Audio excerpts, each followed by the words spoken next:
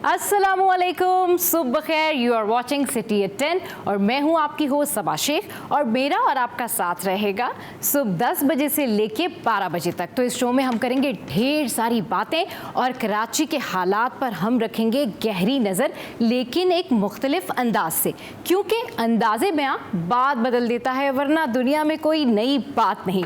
जी हाँ, हर किसी को कुछ नया चाहिए, कुछ नया करना है, लेकिन ये नया कैसे हो सकता है? ये नया एक सोच की वजह से हो सकता है, ये नया एक पॉजिटिव थॉट की वजह से हो सकता है, और ये पॉजिटिव थॉट लेकर आता है आपका वो सोचने का अंदाज जो कि आपकी लाइफ को 360 डिग्री के एंगल पर बदल देता है। इसी तरह बुनियादी तौर पर अगर देखा जाए तो हमारे माशरे में, हमारे माहौल में बहुत सारी ऐसी चीज़ें होती हैं जो बड़ी बेनिफिशियल होती हैं, दिलकश होती हैं, लेकिन वो हमें मुख्तलिफ क्यों लगती हैं? वो इसलिए लगती हैं कि उनके पीछे एक नई सोच होती है, एक नया ज़ाविया होता है, जिससे वो ज़िंदगी का अंदाज़ बदल देते हैं। वहीं अगर हम बात करें किस्से कहानियों की, तो बुनियादी तौर पर ये तमाम तर किस्से कहानियाँ जो होती हैं वो पुराने मौज़ूआत पर मुश्तमिल होती हैं, लेकिन फिर भी हम इनको सुनते हैं, इनको जानते हैं, क्योंकि ये एक नए एंगल के साथ पेश की जाती हैं। तो जब भी किसी को कोई चीज़ प्रेजेंट करनी होती है तो वो यही सोचता है कि एक नया अंदाज़ अपनाया जाए, एक नया चीज़ को प्रेजेंट किया जाए। इसीलिए दिन का आगाज़ करते हैं नई पॉजिटिविटी के साथ, नए थाट्स के साथ, इनफैक्ट सिटी एट 10 के साथ। तो here we go on top stories. तो जनाब, हमारी पहली टॉप स्टोरी है क्लिफ्टन में पाकिस्तान रिफाइनरी की लाइन फटने से तेल रिहायशी इमारत तक फैल गया। क्लिफ्टन सीवीयू के सामने सर्विस रोड पर पाकिस्तान रिफाइनरी की लाइन फट गई। फर्नेस ऑयल सर्विस रोड और रिहायशी इमारत तक फैल गया। कराची, इस्लामाबाद और रावलपिंडी समेत मुल्क के मुख्तलिफ इलाकों में इंटरनेट की रफ्तार सुस्रवी का शिकार है। Social media applications, Facebook, Instagram और व्हाट्सएप की सर्विसेज मुतासर हुई हैं। कराची में सड़कों के बाद ट्रैफिक सिग्नल्स का भी बुरा हाल। तो ये हमारी सारी टॉप स्टोरीज, और इन टॉप स्टोरीज पे डिस्कशन करने के लिए हमारे सीनियर रिपोर्टर्स हमारे साथ होंगे, लेकिन यहाँ लगेगी छोटा सा ब्रेक, कहीं जाएगा मत, stay with us. Welcome back. तो जनाब, हमारी सारी टॉप स्टोरीज पर बात करने के लिए हमारे सीनियर रिपोर्टर्स हमारे साथ इस वक्त मौजूद हैं, अशरफ खान और अयाज राना। अस्सलाम वालेकुम, गुड मॉर्निंग, कैसे हैं आप लोग? वालेकुम सलाम, welcome to City News Network. आपको सबसे पहले थैंक यू वेरी मच। और अभी मैं जो है वो ब्रेक में अशरफ भाई को ये कह रही थी कि मुझे आज बड़ी खुशी हो रही है कि मेरे पहले शो पर जो हैं वो अशरफ भाई हैं, और थैंक्स फॉर कमिंग अशरफ भाई। अयाज भाई, क्या हाल चाल है? ठीक ठाक है? अल्लाह का शुक्र। अयाज भाई, पहले कराची में इतने मसले हैं, मतलब अगर देखा जाए तो एक और मसला, मतलब ये ऑयल पाकिस्तान रिफाइनरी की जो पाइपलाइन है उसका रप्चर हो जाना। तो अशरफ भाई, आप इसको कैसे देख रहे हैं? क्या इससे पहले भी इस तरह के वाक़यात हो चुके हैं, या एक प्रैक्टिस बन गई है सीवीओ की तरफ? उस एरिया में रेजिडेंशियल वो एरिया है और वहाँ पर इस तरह से वो फर्नेस ऑयल जो है वो सड़कों पर बह रहा है, और हर दफ़ा यही बात सुनने को मिलती है, जी अभी मुरम्मत का काम जारी है, ठीक हो जाएगा। How long? जी देखिए, पहले हम सिस्टम समझें कि पहले आपका फर्नेस ऑयल हो, डीजल हो और वाइट ऑयल हो, ये पहले आपका ऑयल टैंकर के थ्रू जो है पूरे मुल्क में सप्लाई होता था, क्योंकि रिफाइनरी कहाँ है? कराची में। और फर्नेस ऑयल जो इम्पोर्ट होकर आता है, जैसे खाम तेल वगैरह और रिफाइनरी सोर्स, सब कराची से यहाँ पूरे मुल्क में वो तरसील करते हैं। तो इन्होंने पाइपलाइन के ज़रिए सोचा कि हम इसको सप्लाई करें। ये बहुत पुरानी पाइपलाइन नेशनल रिफाइनरी की है, पाक रिफाइनरी की है। अच्छा। तो सीवीयू के सामने से जो सप्लाई चेन चल रही थी, कई बार वहाँ से, जो आपको पता है, बहुत सारी माफिया है, तो वो चोरी करने के लिए उसमें ड्रिलिंग भी करते हैं। ये रोड के ऊपर नहीं है पाइपलाइन, गड़ा करके अच्छा खासा 6 फीट के अंदर जो है पाइपलाइन डाली जाती है। अच्छा, तो अब ये उसकी तहकीकात के लिए बोला है, जो हमारी कल बात हुई थी, हमारी टीम भी लगी हुई थी, तो जो इनके एमडी हैं उन्होंने कहा कि इसकी पूरी तहकीकात की जाएगी, क्योंकि वो जो अब आप सोचें ना, टनों में होता है ना इसका जो कीमत है, और वो लाखों रुपए की है।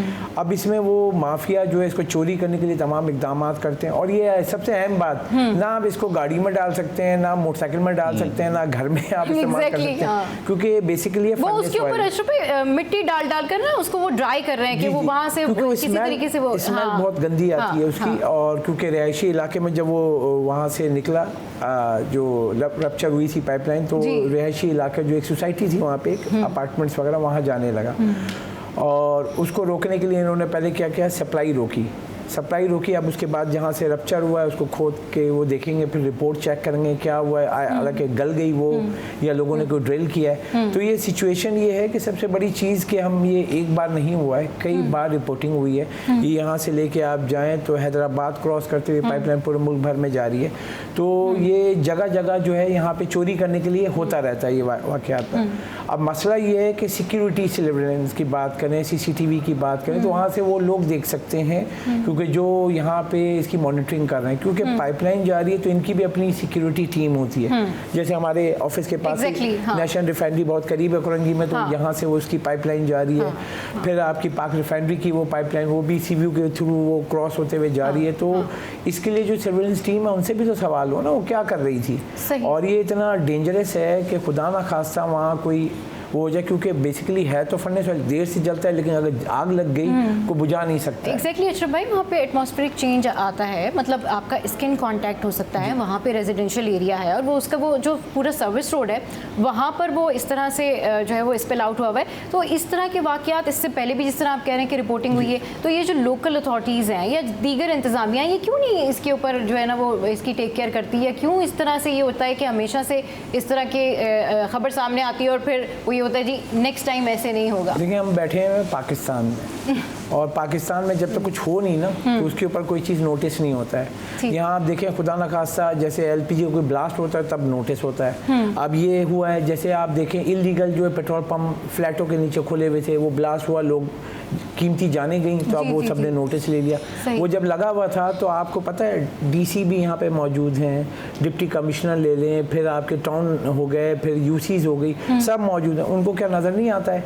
अब देखें, गवर्नमेंट की अगर हम बात करें, गवर्नमेंट में वज़ीर आला मुराद अली शाह साहब गली गली में तो नहीं घूमेंगे ना, उनके नुमाइंदे हैं, वो इदारे हैं, उनके नुमाइंदे हैं, वो उनको रिपोर्ट करते हैं। क्योंकि जो लेटर जाता है उसका क्या मतलब है कि सीएम साहब ये चीज़ हो रही है, आप इसका नोटिस लें। तो ये कंटिन्यूएशन होती है, क्योंकि ये इदारे इसलिए बनाए जाते हैं कि मॉनिटरिंग सेल करें, और ये इसकी सबूत है कि वो लोग अपना काम नहीं कर रहे हैं। मगर ये है कि ये जो है इन्वायरमेंट के लिए एक तो सबसे ख़तरनाक है, उसके बाद वहाँ की जो रिहायशी हैं, क्योंकि फर्नेस ऑयल जैसे मैंने शुरू में बताया कि ना ये गाड़ी में डलेगा, ना मोटरसाइकिल में डलेगा, ये इस्तेमाल होता है आपका ब्लास्ट फर्नेस में, यानी कि आपको बिजली बनानी है या आपको कोई बड़ी टेक्सटाइल मिल है वो अपना ब्लास्ट फर्नेस चला रहा है, उसको इस्तेमाल होगी, लेकिन घरों में इस्तेमाल नहीं कर सकते हैं, लेकिन लोग उसको भी जमा करने के लिए पहुंच जाते हैं। मतलब अब ये सिस्टम जो है ना, हमें आगाही भी देनी होगी। ये लोग भी ऐसे काम कर रहे होते हैं, आगाही देने में इनको तकलीफ होती है ना, मतलब वो बताएं कि जो फर्नेस ऑयल अगर हो रहा है, ठीक है ये हादसा हो गया, तो आप बताएं कि भाई आपकी ज़रूरत करनी है, लेकिन आपको इससे स्किन एलर्जी हो जाएगी, कुछ भी हो सकता है, ये डेंजरस थिंग्स हैं।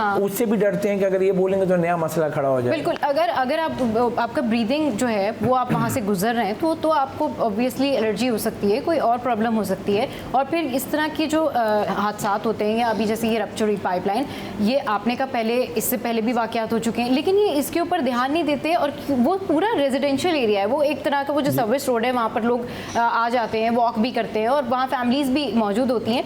अयाज भाई, आप क्या कहेंगे इसी के ऊपर कि ये जो अभी हुआ है? देखें, इसके अंदर जो ये जो मसला है ना, मसला ये था कि ये पोर्ट से आ रही होगी कहीं से, जहाँ पे इसकी सप्लाई चेन होने के लिए ये अपना जब ये लाइन, एक तो ये इलाका जो है वो समंदरी इलाका है, जब इसके आप डीप गए होंगे तो पानी है, अगर लाइन ये लोहे की या बिट की इन्होंने यूज़ करी है तो ये वाक़या हो सकता है। ये चीज़ इनको सोचनी चाहिए थी कि इसके लिए या तो मटीरियल वो यूज़ हो जो इसके ऊपर असरअंदाज ना हो, एक चीज़ ये थी। दूसरा, इनको इस चीज़ का ख्याल रखना चाहिए था कि रूट ऐसा बनाएं जहाँ रेजिडेंशियल एरिया ना हो, आवाम का इंटरेक्ट, अगर खुदा ना खास्ता पहले सेफ्टी देखी जाती है, सेफ्टी को नजर रखते हुए इनको इस तरीके से इसको इस्तेमाल करना चाहिए था रूट को, कि अगर खुदा ना खास्ता वहाँ पर जो मल्टीपल कंपनीज हैं उसकी पाइपलाइंस जो हैं वो जारी थी, और वो शायद काफ़ी टाइम से हैं, अभी जिस तरह आप ही बात कर रहे हैं कि वो फिर देखकर बनाए। जब वाक़यात अब हो रहे हैं, आबादी आपकी बढ़ गई, पहले आबादी नहीं थी, ये लाइन पुरानी है, पुराने अरसे से चली आ रही है, अब आपका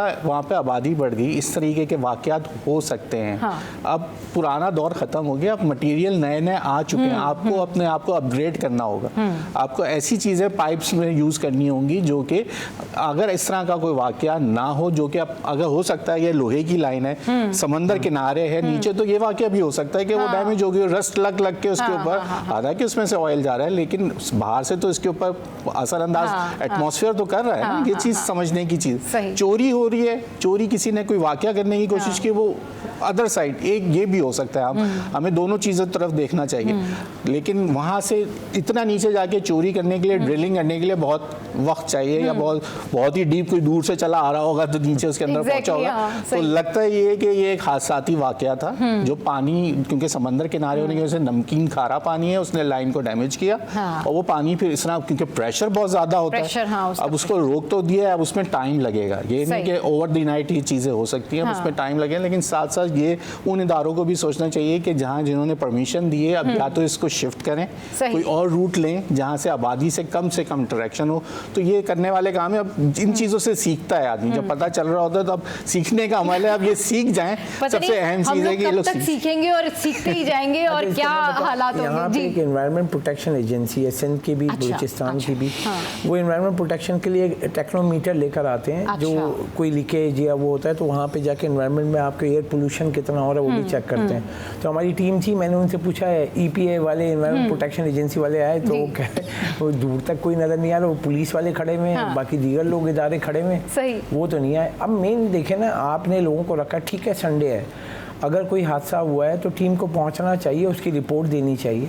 अब मेन ये है कि अगर वो आए भी, खामोशी से गए भी, तो आप रिपोर्ट तो देना कि क्या इम्पैक्ट हुआ। वही अगर कोई ख़तरा है तो हम बताते हुए घबराते हैं कि मीडिया इसको क्या कर देगा, वो देखिए हमारा काम है आगाही देना, और हम अगर न्यूज़ देते हैं तो हम लोगों को भी बता रहे होते हैं कि इससे ये हो सकता है, वहाँ पर ना जाएँ। और यहाँ पर आप देखें ना, कोई चीज़ अगर सुन लें तो लोग बाइकों पर वहाँ पहुँच गए होंगे यकीनी तौर पर कि वो फर्नेस ऑयल जमा कर। बिल्कुल सही कह रहे हैं, बल्कि कुछ लोगों के जहनों में तो ये होगा कहीं पेट्रोल तो नहीं है सड़कों पर। और पेट्रोल से मुझे एक और चीज़ भी याद आई, पेट्रोल की कीमतें। लेकिन उससे पहले मौसम की बात कर लेते हैं जनाब। कराची का मौसम जो है वो चेंज हो गया, संडे मॉर्निंग से ही खुनकी बढ़ गई थी और महकमा मौसमियात जो है उसने अलर्ट जारी किया, और महकमा मौसमियात ने कहा कि जी पीर से जो है वो दर्जा हरारत कम हो सकता है, और ये जो 2.57 था ये 17 डिग्री तक गिर सकता है।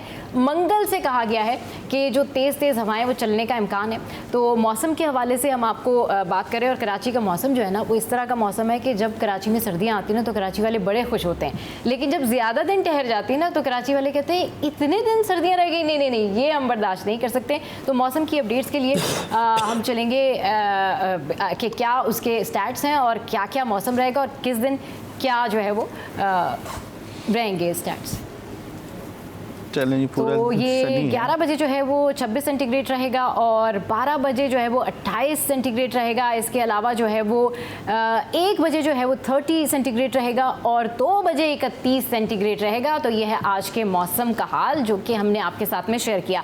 मौसम के बाद चलें कोई अच्छी बात हो गई। मैं सोच रही थी अशरफ भाई कि आज मेरा पहला शो है ना, तो सारी खबरें ना बड़ी अच्छी रखी जाएँ और मेरी बहुत ही जो है ना वो अच्छे तरीके से बात की जाए, लेकिन obviously we live in Karachi और हमारे यहाँ जो सूरत हाल है उसमें ऐसा हो नहीं सकता। पेट्रोल की कीमत 3 रुपये 72 पैसे इंक्रीज़ हो गई। मतलब हम कब से ये बात करते हैं कि अवाम को रिलीफ दें, लेकिन अवाम को ऐसे रिलीफ देते हैं, लाइट डीजल और लाइट हो गया, मतलब लाइक व्हाट्स गोइंग ऑन। देखिए हम लोग इंपोर्ट करते हैं, और इंपोर्ट पे अगर हम देखें इंटरनेशनल मार्केट में जो आपका सबसे बड़ा जो इशू चल रहा है खलीजी ममालिक और इन सब में, तो उसकी वजह से ऑयल की प्राइस बहुत तेज़ी से ऊपर नीचे हो रही है। 2 दिन पहले अगर गिरती है, 2 दिन के बाद वापस ऊपर आ जाती है। तो हम इंपोर्ट जब करते हैं और हम इंपोर्ट के ऊपर जो एवरेज कॉस्ट निकालते हैं, तो उसकी एवरेज कॉस्ट हमारी बढ़ी भी आई थी। जो प्रपोजल गया था, जो मैंने खबर दी थी, तो पेट्रोल 3 रुपये का दिया था और डीजल जो है 2 रुपये 80 पैसे का दिया था। लेकिन जब वो फैसला हुआ तो पेट्रोल 3 रुपये 72 पैसे महंगा किया गया, और डीजल जो हाई स्पीड डीजल जो ट्रकों बसों इन सब में इस्तेमाल होता है वो हुआ है 3 रुपये 28 पैसे। अब इसका इम्पैक्ट देखें ना कि आप एक तरफ कंट्रोल कर रहे हैं महंगाई को, लेकिन जब आप पेट्रोल और डीजल की प्राइस बढ़ाते हैं, इट विल कॉस्ट, तो आपकी जो महंगाई की रफ्तार है वो बढ़ जाती है। तो सबसे पहली बात अगर हम देखें, सिर्फ हम पूरे मुल्क को छोड़ हम कराची की बात करें, कराची में 2 करोड़ की आबादी है और यहाँ पे 32 लाख मोटरसाइकिल हैं, यानी कि गाड़ियों से ज़्यादा, डबल से भी ऊपर मोटरसाइकिल है। तो वो अगर रोज़ का भी 1 लीटर यूज़ करते हैं तो आप देखें कि वो इतने परेशान हैं। तो उनकी कॉस्ट जो ना जेब पे बर्डन, क्योंकि आप देखें वो राइडर वाले हैं, फूड वाले जो सप्लाई वाले हैं, ये सब क्योंकि यहाँ नौकरी का मसला हुआ है तो लोग इस तरफ चले। भाई जब मैंने ये सुना पेट्रोल और बढ़ गया तो आई वाज थिंकिंग कि अब जो ट्रैवलिंग है कराची में वो कितनी एक्सपेंसिव है। मतलब अगर आप ट्रैवलिंग के लिए चाहे आपके पास अपनी गाड़ी है या फिर आप जो भी कन्वेंस करके जाते हैं तो वो कितना ज़्यादा एक्सपेंसिव पड़ जाता है। और आवाम तो पहले ही यहाँ पे जो है ना मसाइल का शिकार है। पेट्रोल इंक्रीज कर दिया, उसके प्राइसेस हाई कर दिए। मतलब ये रिलीफ के नाम पे बातें तो की जाती हैं। अभी आपने कहा हम इंपोर्ट करते हैं, तो इसकी कोई ऑल्टरनेट सोल्यूशन नहीं है कि एटलीस्ट कुछ तो प्राइस कम कर दी जाए? नहीं, अगर हम दूसरी तरफ जाएं ऑल्टरनेट के इलेक्ट्रिक वाली चीज़ पे जाएं तो वो भी हमारे यहाँ, मैं भी हैरान होता हूँ। अयाज से मेरा इस पे समझने फड्डा चल रहा होता है। तो फड्डा क्या चल रहा होता है कि हमारा कि देखें हम पेट्रोल इंजन वाली उसमें पेट्रोल चला, पेट्रोल डाल, ऑयल भी डालते हैं, फिर अयाज मुझे बहुत फेवर में ये इलेक्ट्रिक कार या इलेक्ट्रिक मोटरसाइकिल। तो मैंने कहा कि भाई देखो ना कि उसकी कॉस्ट तो प्राइस नीचे लाए ना, उसमें इंजन है ना, उसमें गियर बक्सा है ना, कुछ एक मोटर है, बैटरी लगी हुई है, क्यों है यार ऐसे ही है। अच्छा भाई आप उसकी बहुत फेवर में इलेक्ट्रिक कार, मसला ये है वैसे आने तो चाहिए नहीं, मगर उसकी कॉस्ट ना, अगर आप बाइक लेने जाएं अभी जैसे लेडीज की वो क्या कहते हैं, आप किसकी रिपोर्ट बनाई थी जो बाइक रैली जो हुई अभी, स्कूटी जो है जो लड़कियां चलाने के लिए, खवातीन भी आजकल कराची पंजाब में तो बहुत पहले से चला रही है। अब स्कूटी भी आप लेने जाएं तो 2.25 लाख रुपए की, ना उसमें इंजन है ना कुछ है, मोटर है। फिर आप गाड़ी लेने जाएं तो गाड़ी 50-50 लाख रुपए की, मतलब ना उसमें इंजन है ना गियर है। मेरी यही बहस होती है ना, मैंने कहा जब ये चीजें नहीं है, सबसे बड़ी कॉस्ट गाड़ी की 70% कॉस्ट इंजन, गियर बक्सा और ट्रांसमिशन होती है ना। अब उस इलेक्ट्रिक व्हीकल में ईवी जो कहते हैं उसके अंदर तो ये है ही नहीं, ये मोटर लगी हुई है, एक आपका स्विच है, ये फॉरवर्ड है, ये रिवर्स है, ये न्यूट्रल है, बैटरी है ना, battery is a lithium battery, मगर इंजन के बराबर नहीं है ना वो। अब वो कॉस्ट कम होनी चाहिए। अगर हम ये देखें लिथियम बैटरी चाइना दे रहा है अपने लोगों को, वो हाफ प्राइस की दे रहा है जो हमने बात की। बाइक भी अब हमारे यहाँ जो मुनाफे का जो रेट है, बिल्कुल अब ये आगे ना उसी के पर, ये लोकल बना रहे हैं। अच्छा हम लोकल बना रहे हैं ना बाइक, जैसे हम बाइक बना रहे हैं, क्या है जैसे मेरी 70 है घर पे खड़ी हुई, अब मैं उसको इलेक्ट्रिक व्हीकल बना लूँ, ठीक है। अब मैं अपार्टमेंट में रहता हूँ, अब मेरे लिए मसले में चार्ज कैसे करूँगा, ठीक है। कराची जो है आपको पता है अपार्टमेंट के जंगल है, मतलब यहाँ घर कम है, फ्लैट्स ज्यादा है। अब उसको चार्ज कैसे करेंगे, उसके लिए क्या होनी चाहिए, एसी प्रॉपर नहीं चल पाते या तो चार्जिंग जैसे पेट्रोल पंप्स हैं तो चार्जिंग स्टेशन होने चाहिए। अभी लोग बातें कर रहे हैं लगेगा ये सब होगा, इट विल टेक टाइम। तो मैंने इनको कहा कि इट विल टेक टाइम कि 2 साल लगेंगे, मगर अब इनसे पूछें कब तक आ जाएगी। What's your call on that? बात ये एक तो मसला ये आ रहा है कि पेट्रोल की कॉस्ट हमें पड़ रही है, सही वो जो डॉलर की वजह से तमाम चीज़ों, जब यहाँ डॉलर फ्लक्चुएट हो रहा है, इंटरनेशनल मार्केट में फ्लक्चुएशन होती है, पेट्रोल की कीमतें हमारे कंट्रोल में नहीं है, हम कंट्रोल नहीं कर सकते। हमें दुनिया को पैसे वापस भी करने हैं, तो उसमें हमारा टैक्सेस का एक मसला है जिसको हम देखते हैं कि किस पैसों में हम लेंगे तो आवाम को कितना रिलीफ का मसला तो पेट्रोल में वहीं पर आता है। ये इनको भी पता है कि बाद वहाँ पे हमें कहीं ना कहीं पैसे जो है जनरेट करने हैं इनडायरेक्ट टैक्सेस की वजह से, वो तमाम चीज़ों को उसको एक सर्टन लेवल पे लेके चलना है। अब आ जाते हैं ई बाइक्स के ऊपर। ई बाइक्स का मसला ये है कि हमारी जो बैटरी उसमें इस वक्त यूज़ हो रही है वो एक महंगी है इस वक्त, उसकी कॉस्ट जब तक हम खुद कफील नहीं हो जाते, तमाम चीज़ें हमारे यहाँ बनती नहीं है। जब तक हम यहाँ असेंबलर्स हैं, यहाँ आज तक कोई गाड़ी खुद बनाने वाला नहीं है। जो 30 साल से गाड़ियाँ भी यहाँ बन रही हैं, 40 साल से, वो भी असेंबलर्स हैं। छोटे मोटे पार्ट्स बना रहे होंगे लेकिन टोटली अभी तक हमारे चेसी भी बाहर से, तो तमाम चीज़ें बाहर से। स्टूडेंट्स बनाते हैं ना इलेक्ट्रिक कार और बहुत सारी चीज़ें, तो ऐसा मतलब थॉट आता है कि यार things are going to change. अब शायद इन्होंने ये एक मॉडल प्रेजेंट किया है और बहुत सारी जोड़ रहे हैं ये चीज़ें सब। अब बैटरी बाहर से, बॉडी बाहर से, टायर बाहर से, उसके स्क्रू बाहर से, उसके इंडिकेटर्स बाहर से, उसका हॉर्न बाहर से, कुछ तो हम बना लेना। जब हम बनाना खुद शुरू करेंगे तो इसकी कॉस्ट इनको भी पता है बात के नीचे आ जाएगी। अब चीजें ही सारी बाहर से आके सिर्फ उसको क्या असेंबल जोड़ना है, वो इसलिए हमें महंगी पड़ रही। जब हम बनाना शुरू कर देंगे इन चीजों में खुद कफील हो जाएंगे तो यकीनन ये बात जरूर है कि एक अच्छी बाइक जो 170 माइल्स आपको या किलोमीटर आपको दे रही है, उसकी कीमत जो 6 से 7 लाख रुपए, जिस कीमत में एक छोटी पुरानी गाड़ी मिल सकती है। ठीक है, ठीक है। अच्छा जनाब, चले यहाँ तो हम पेट्रोल की बात कर ही रहे थे, एक और इशू और ये है कराची में सड़कों के बाद अब ट्रैफिक सिग्नल्स का भी बुरा हाल है। ये खुदादाद चौरंगी और यहाँ पर जो सिग्नल्स हैं वो काम नहीं कर रहे। तो पहले ही हमारे जो सोसाइटी है, पहले ही जो हमारे ट्रैफिक का हाल है उसमें 10 मसाइल हैं कि बेहंगम ट्रैफिक है। अब सिग्नल्स भी बंद, तो सिग्नल्स के साथ साथ ट्रैफिक भी जैम होगा, और क्योंकि आवाम जो है वो बिल्कुल इम्पेशेंट हो जाती है स्पेशली कराची के ट्रैफिक में, तो अब हर बंदा ये चाहेगा कि सिग्नल तो है नहीं, सो हम जाएं और बस सब हम पहले पहुंच जाएं। अशरफ भाई, ये क्या सिलसिला है? इतनी मेन चौरंगी है और यहाँ पर जो है वो शहरी परेशान है। अब ये बताएं, अब ये सेल्फ जजमेंट कैसे होगी कि भाई मैं पहले जाऊंगा या वो पहले जाएगा या इधर से जो है ना वो बंदा पहले जाएगा? मैं हूँ, सिर्फ मैं हूँ, मैं मोटरसाइकिल या गाड़ी लेकिन मैं ही हूँ इस दुनिया में। एग्जैक्टली, बस मैं ही हूँ। हाँ, देखिए सिस्टम हमें समझना होगा, सिग्नल का सिस्टम KMC के अंडर में आता है, राइट? ठीक है, और ये कराची को हम 2 एरिया में डिवाइड करते हैं। अब अगर आप मेरे साथ अभी चलें क्लिफ्टन और डिफेंस में एक सिग्नल चल रहा है। वजह क्या है कि वो उन्होंने अथॉरिटी ली हुई है, DHA है या क्लिफ्टन कैंटोनमेंट बोर्ड है, तो वो उसके चार्जेस पे कर रहे हैं, ठीक है। और वहाँ आप क्लिफ्टन डिफेंस में जाएं तो डिफेंस में कोई भी फेस में चले जाएं, हर सिग्नल चल रहा है। और वहाँ डिफेंस में इतनी हाई स्पीड में, क्योंकि माशाल्लाह बड़े बड़े लोग रहते हैं, बड़ी बड़ी गाड़ियाँ हैं, तो वो रुकते हैं। और वहाँ आपको उनको सुकून देने के लिए उन्होंने टाइमर भी दिया हुआ है, क्योंकि सुकून भी हमें बहुत चाहिए ना। अगर मैं सिग्नल पे रुका हूँ तो मैं रेस दे रहा हूँ, पता नहीं क्या रेस लगी हुई है ना, वो उसमें टाइमर आ रहा है। लोगों को मुझे ये समझ में नहीं आती, थोड़ा टाइम से पहले निकल जाया करे। अब वो टाइमर आ रहा है 90 सेकंड 60 सेकंड, उसमें भी जो है ना रेस दे रहे होते हैं। तो उसमें अगर हम देखें, कराची में गुलशन में रहता हूँ, 13D पे आप जाएं, इस वक्त वो बिजनेस हब बना हुआ है एजुकेशन का, स्कूल हैं, आपके कोचिंग सेंटर हैं, ये सब है। वहाँ तमाम जो 3 सिग्नल हैं, आप 13D से लेके जाते हैं तो 3 सिग्नल आते हैं। एक मोची मोड़ पे आता है, एक आपका रब मेडिकल पे आता है, एक 13D का मेन सिग्नल जो FB एरिया के लिए जाता है। ये तीनों एक सिग्नल नहीं चलते हैं। मैंने कई बार जाके उनको शिकायत की, वो क्योंकि इतना ट्रैफिक जैम हो जाता है, क्योंकि 3 तरफ से गाड़ियाँ आमने सामने आप खड़ी हुई हैं। मैं सुबह रोज सेल्फ डिसाइड बंदा कैसे करेगा कि भाई कौन पहले जाएगा? से आने वाला जो आपका जो सर सैयद की तरफ होगा, वो तो जैम पैक, वो तो हमेशा वहाँ शाम में जाएं, ट्रैफिक का जब आपका फ्लो है सही, वो जो ये गुलशन वाला बता रहे हैं वो तो जैम ही रहता है। वो तो सिंपल ये देखें, आपको कोई चीज़ भी हो ना, उसको सांस चाहिए। चौरंगी होती है, ये एक इंटरनेशनल लॉ है कि अगर आप चौरंगी क्यों देते हैं कि 4 रोडें आ रही हैं और वो उसमें आके सर्कल में चल रही होती है, तो ट्रैफिक को फ्लो मिलता है ना। हमारे यहाँ आके वो फ्लो को भी रोक देंगे तो क्या होगा? 4 रो को जो, अगर आप चौरंगी पे एग्जाम्पल है, आप और मैं गाड़ी लेके चौरंगी पे गोल गोल घूमते हैं, कभी नहीं फंसेंगे।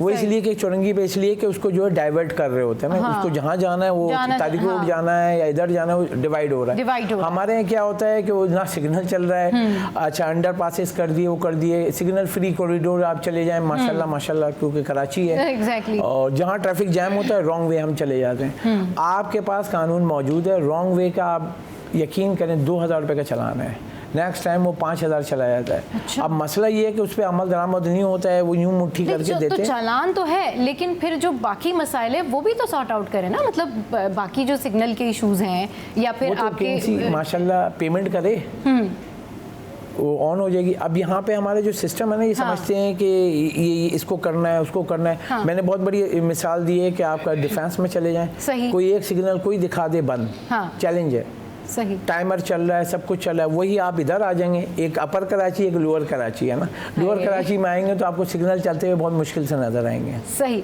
तो जनाब डिस्कशन जो है वो जारी है और टॉप स्टोरीज पे बड़ी अच्छी हम डिस्कशन कर रहे हैं, और हमने सिग्नल की बात कर ली, कराची के इशूज़ की बात कर ली। अच्छी खबर भी है और वो है स्पोर्ट्स से रिलेटेड, लेकिन वो शामिल करेंगे इस ब्रेक के बाद। कहीं नहीं जाना आपने, stay with us. So welcome back. और शो में हमारे साथ हमारे सीनियर रिपोर्टर्स बैठे हुए हैं, और जब हम ब्रेक के लिंक में थे तो हम यही बातें कर रहे थे कि जिस तरह से पेट्रोल की कीमतें बढ़ रही हैं, अब एक नज़र जो है वो भाव ताव का कर लेते हैं कि आज क्या भाव है, और वो भी सब्जियों का। तो ज़रा आपको अपडेट्स देते हैं कि आज जो है जब आप सब्ज़ी खरीदने के लिए जाएँ तो आपको पहले से पता हो हमारा शो देख के कि आपने सब्जियाँ कितनी कीमत पर लेनी है और किस कीमत पर लेनी है। Have a look. तो जनाब ये है टमाटर, तो अशरफ भाई जरा दिखा देखें। 132 रुपए, 200 से ऊपर है 132 रुपए। आलू और आलू जो है वो 60 रुपए से ऊपर है। लहसुन जो है वो 633 रुपए है जी किलो। ओ गॉड। अदरक 380 रुपए, और ये है गाजर 160 रुपए मार्केट रेट। अच्छा मार्केट रेट है ना। और ये तुरई है 58 रुपए यानी 58। और लौकी 100 रुपए नहीं 69 है। ये तो कमिश्नर कराची का है। हाँ, अच्छी exactly. मार्केट रेट जो है वो 100-120 का है। गोभी जो है वो 63 है और खीरा जो है वो 46 है 100 रुपए इस वक्त। सही। और भिंडी जो है वो 184 है और यहाँ पर प्याज जो है वो 138 यानी 138। तो ये है सब्जियों के रेट। और अभी क्या सिचुएशन है करंट मार्केट में, क्या सूरत हाल है, मीर केरियो से जानते हैं। जी मीर केरियो, अपडेट कीजिए, कहाँ मौजूद हैं आप इस वक्त? हफ्ते का पहला रोज़ है और शहर कायद में अगर सब्जियों की बात की जाए तो सब्जियों की जो सरकारी और बाज़ारी कीमतें हैं उनमें आज भी वाज़े तौर पर फ़र्क मौजूद है। अगर हम सरकारी कीमतों की बात करें तो आलू की सरकारी कीमत तकरीबन 69 रुपये है फ़ी किलो है, लेकिन मार्केट में तकरीबन 80 रुपये फ़ी किलो पर दस्तयाब है। इसके अलावा अगर हम प्याज की बात करें तो प्याज की सरकारी कीमत 150 रुपये है, जो कि 10 रुपये इजाफे के साथ तकरीबन 160 रुपये फ़ी किलो पर दस्तयाब है। इसके साथ ही अगर हम टमाटर की बात करें तो टमाटर की सरकारी कीमत 127 रुपये, जो कि बाज़ार में 180 रुपये फ़ी किलो पर मौजूद है। इसके अलावा अगर हम लहसुन की बात करें तो लहसुन की सरकारी कीमत 598 रुपये है, लेकिन मार्केट में 700 रुपये फ़ी किलो पर फ़रोख्त हो रहा है। इसके अलावा अगर हम अदरक की बात करें तो अदरक की सरकारी कीमत तकरीबन 414 रुपये है, लेकिन मार्केट में वो भी तकरीबन 500 रुपये फ़ी किलो पर मौजूद है। इसी तरह अगर शिमला मिर्च की बात करें तो शिमला मिर्च की जो सरकारी कीमत है 81 रुपये, लेकिन मार्केट में वो भी तकरीबन 200-220 रुपये फ़ी किलो पर दस्तयाब है। इसी तरह हरी मिर्च, पुदीना और दीगर जो सब्ज़ मसाले जात हैं उनकी भी सरकारी और बाज़ारी कीमतों में वाज़े तौर पर फ़र्क मौजूद है। ताहम दुकानदारों का कहना है, सब्ज़ी फरोशों का कहना है कि ये कीमतें मंडी की बुनियाद पर तय की जाती हैं, क्योंकि मंडी से जैसे माल आता है उसी तरह ही सब्जियों की कीमतें मुकर्रर की जाती हैं। कभी माल महंगा आता है, कभी कुछ हद तक कमी हो जाती है, तो दुकानदार भी अपनी तरफ से कीमतें मुकर्रर करते हैं। लेकिन कमिश्नर कराची के जो रेट्स हैं अगर उनकी बात की जाए तो उन पर हमें कहीं भी अमल दरामद होता हुआ नज़र नहीं। तो मीर केरियो हमें बता रहे थे कि जो एक्चुअल प्राइसेस होते हैं उसके ऊपर कहीं भी अमल दरामद होता नज़र नहीं आ रहा था। और अभी हम लोग यही बात कर रहे थे कि आज जो वेजिटेबल ऑफ द डे यानी सबसे महंगा जो सब्ज़ी रही वो क्या रही? टमाटर। तो जनाब टमाटर सबसे महंगे हैं टमाटर महंगे, सब्ज़ी महंगी, पेट्रोल महंगा। और अगर ये बात करें अभी जो रेट्स दिए हैं और अभी जो मीर केरियो बता रहे थे कि जो एक्चुअल प्राइस है, जो कमिश्नर कराची की दिए हुए रेट्स हैं, उसके ऊपर इम्प्लीमेंट नहीं होता। देखिए, पहली चीज़ हमें समझनी होगी कि कराची कमिश्नर कराची साहब जो फहरिस्त जारी करते हैं, तो मंडी आप भी गई होंगी प्रोग्राम में, शो में, तो मंडी में सुबह सुबह लगती है नीलामी। नीलामी का रेट आप लगा के अगर दे देंगे तो उसकी कॉस्ट होती है सब्जी मंडी से ट्रांसपोर्टेशन, वो पहुंचती है शहर में अलग अलग। अब डिफेंस तक जो आ रहा है उसकी प्राइस अलग होगी, जो गुलशन जा रहा है या नॉर्थ कराची जा रहा है, क्योंकि आपकी ट्रांसपोर्टेशन कॉस्ट है ना, इस वक्त डीजल जो है वो भी महंगा हो गया है, किराए भी बढ़ गए, तो उसकी कॉस्ट किस पे आती है? वो सब्ज़ी फरोश पे, वो किस पे डालता है? पब्लिक पे। तो ये जो इम्पैक्ट है ये उसी की वजह से आपकी प्राइसिंग जो ऊपर होती है। अब जैसे टमाटर की सरकारी रेट है 120-130 के अंदर है और वो अभी चल रहा है 180 से 200 रुपये। तो ये है कि आपको कंट्रोल प्राइस मैकेनिज्म जो इसके ऊपर अमल दरामद कराना है, वो डीसीज़ हैं या एसीज़ हैं, उनको काम करना होगा तो प्राइस कंट्रोल हो जाएगी। ठीक है, तो बहुत शुक्रिया अशरफ भाई, अयाज भाई हमारे शो पे थे और डिस्कशन कर रहे थे टॉप स्टोरीज़ पर। तो ये तो थी हमारी टॉप स्टोरीज़। अब हम आपको मिलवाएंगे पाकिस्तान के कराची के चमकते हुए सितारों से। इंतहाई टैलेंटेड स्टूडेंट्स हैं और इन्होंने क्या कारनामा अंजाम दिया है ये बताएंगे आपको इस ब्रेक के बाद। So stay with us. Welcome back. तो जनाब इस वक्त हमारे स्टूडियोज़ में मौजूद हैं रेहान स्कूल की महरोज़ और Salahuddin. Welcome to the show. कैसे हैं आप लोग? अल्हम्दुलिल्लाह हम बिल्कुल ठीक ठाक। अच्छा, महरोज़ ने तो जो है वो ज़बरदस्त एक इन्वेंशन की है। महरोज़ ज़रा बताएं तो सही, ये आपके जहन में कैसे आया कि जी कैलकुलेटर सिंधी में भी होना चाहिए? ये इस तरीके से आया क्योंकि जैसे मुझे पता चला कि सिंधी कल्चर डे आ रहा है। और हमारा जो स्कूल है वो AI टेक्नोलॉजी बेस है और हम इस पे जो है काम करते रहते हैं। तो यही चीज़ें जो हमारे जहन में होती है, कभी हम लोग कैलकुलेटर बना रहे होते हैं, कभी गेम्स और कभी अलार्म और बहुत सारी चीज़ें। अच्छा। तो ऐसे मेरे जहन में आया कि सिंधी में क्या कैलकुलेटर नहीं है? तो जब मैंने सर्च किया तो वाकई नहीं था। तो फिर मैं सोचा कि चलो मैं इस जो है कल्चर डे पे जो है सिंधी में कैलकुलेटर बनाती हूँ, क्योंकि अगर हम देखें हमारे मुल्क में जो है दूसरी सबसे बोलने वाली ज़बान जो है वो सिंधी है। और बहुत सारे लोग ऐसे जिनको उर्दू इंग्लिश बोलनी नहीं आती, समझ नहीं आती, उनसे पढ़ी नहीं जाती। तो मैंने कहा कि फिर एक सिंधी कैलकुलेटर बनाती हूँ जिसके ज़रिए जो है बच्चे या फिर जो लोग हैं जिनको सिर्फ सिंधी लैंग्वेज आती है तो वो इससे जो बहुत ज़्यादा फ़ायदा उठा सकते हैं अपने कारोबार में और अपने स्कूल के लिए भी। तो फिर जो है मैंने सिंधी में जो है कैलकुलेटर बनाया है। Wow, very nice. अगर ये हमारे कैमरामैन इसको फोकस करके दिखाएं तो ये महारोज ने जो है वो सिंधी कैलकुलेटर बनाया है। अच्छा महारोज, ये बताएं कि आपने ज़ाहिर जब इसको आपने सोचा होगा कि मैं ये बनाती हूँ, तो ये कितने दिन में फिर आपने ये पूरा कंपाइल किया और कैसे मतलब आइडिया आया, मतलब कैसे इसको आपने जो है ना वो इम्प्लीमेंट किया? सही। हाँ, तो मेरा इरादा तो था बनाने का। हाँ। फिर आई थिंक 2 या 3 दिन लगे इसको बनाने में, क्योंकि बहुत सारी मुश्किलात आ रही थी, एरर्स आ रहे थे, कभी काम नहीं करता या फिर थोड़ा डिज़ाइन वगैरह। तो फिर करके जो है मैंने इसे फाइनल। कितने दिन लग गए ऑलमोस्ट? अगर हम देखा जाए तो बहुत आसानी से बन सकता है, कम कुछ मिनट्स में बन सकता है, लेकिन इसे जो है मैंने थोड़ा थोड़ा वर्क करके 3 दिन में बनाया। 3 दिन में, वेरी नाइस। सही, इसको ज़रा करके दिखाएं, मल्टीप्लाई और प्लस एंड ऑल। अगर हम देखें तो इसमें हमें बहुत सारे सिंधी में यहाँ पे लिखे हुए नंबर्स, जैसे अगर मैं यहाँ पे करूँ 8, ये है -4। ये लैपटॉप की स्क्रीन जो है ना वो थोड़ा सा इस तरह से करें, हाँ बिल्कुल आगे की तरफ करें ताकि वो ठीक से नजर आए। जी, फिर हमने इसको किया बराबर, तो आंसर आ गया हमारे पास 4। तो इसको जो है आप इस तरीके से यूज़ कर सकते हैं। मेरा YouTube चैनल है सुपर सितारे के नाम से। अच्छा। तो उसमें जो है मैंने वीडियो बनाई है कि किस तरीके से यूज़ करते हैं और सारे इसके बारे में, और इसका जो लिंक है मैंने वीडियो के डिस्क्रिप्शन में दिए, जहाँ पे आप आसानी से जो है इसे इस्तेमाल कर सकते हैं। आपने जो है सिंपल लिंक को ओपन करना है और अपनी जो है ID लॉगिन कर लेनी है, फ़ोन नंबर से या फिर Gmail एड्रेस से। देन फिर जो है आपने इसको सिंपल यूज़ करना है। ठीक है, तो जब आपने ये बना लिया कैलकुलेटर, उसके बाद फिर घर वालों का रिस्पांस कैसा था, टीचर का रिस्पांस कैसा था? Will be happy to see you कि यार महानूर ने जो है वो ये ज़बरदस्त चीज़ बनाई है। क्या रिएक्शन था? पापा भी बहुत ज़्यादा खुश थे। और अगर मैं बात करूँ तो जब मैंने सबसे पहले जब गेम बनाई थी तो मुझे बहुत ज़्यादा खुशी थी, क्योंकि फर्स्ट टाइम था। लेकिन उसके बाद जो मुसलसल चीज़ें बना रहे थे, गेम्स वगैरह, फिर हमने कैलकुलेटर बनाया, वेदर ऐप बनाया, अलार्म बनाया, तो जब चीज़ अच्छी बनती है तो बहुत ज़्यादा खुशी होती है। सही। तो मुझे बहुत अच्छा लगा और इसकी वजह से जो है आज मैं एज अ गेस्ट भी आई हूँ। बिल्कुल, that's why you are here. Salahuddin, ये बताइए कि आप वीडियो एडिटर हैं जी। और मतलब जिस एज में आप हैं, इस एज में यूजुअली बच्चे तो ऐसा नहीं सोचते, मतलब वो गेमिंग की तरफ जाते हैं और वो सोचते हैं कि यार हम कुछ क्रिकेट की तरफ चले जाएं, ऐसा कुछ। तो आप बताइए, आपने माशाल्लाह से आप यू आर अर्निंग जी, तो कैसे ये थॉट आया? और आप इंस्पिरेशन है बहुत सारे बच्चों के लिए कि वो भी आपकी तरह जो है वो इस फील्ड में आ सकते हैं और आगे जा सकते हैं।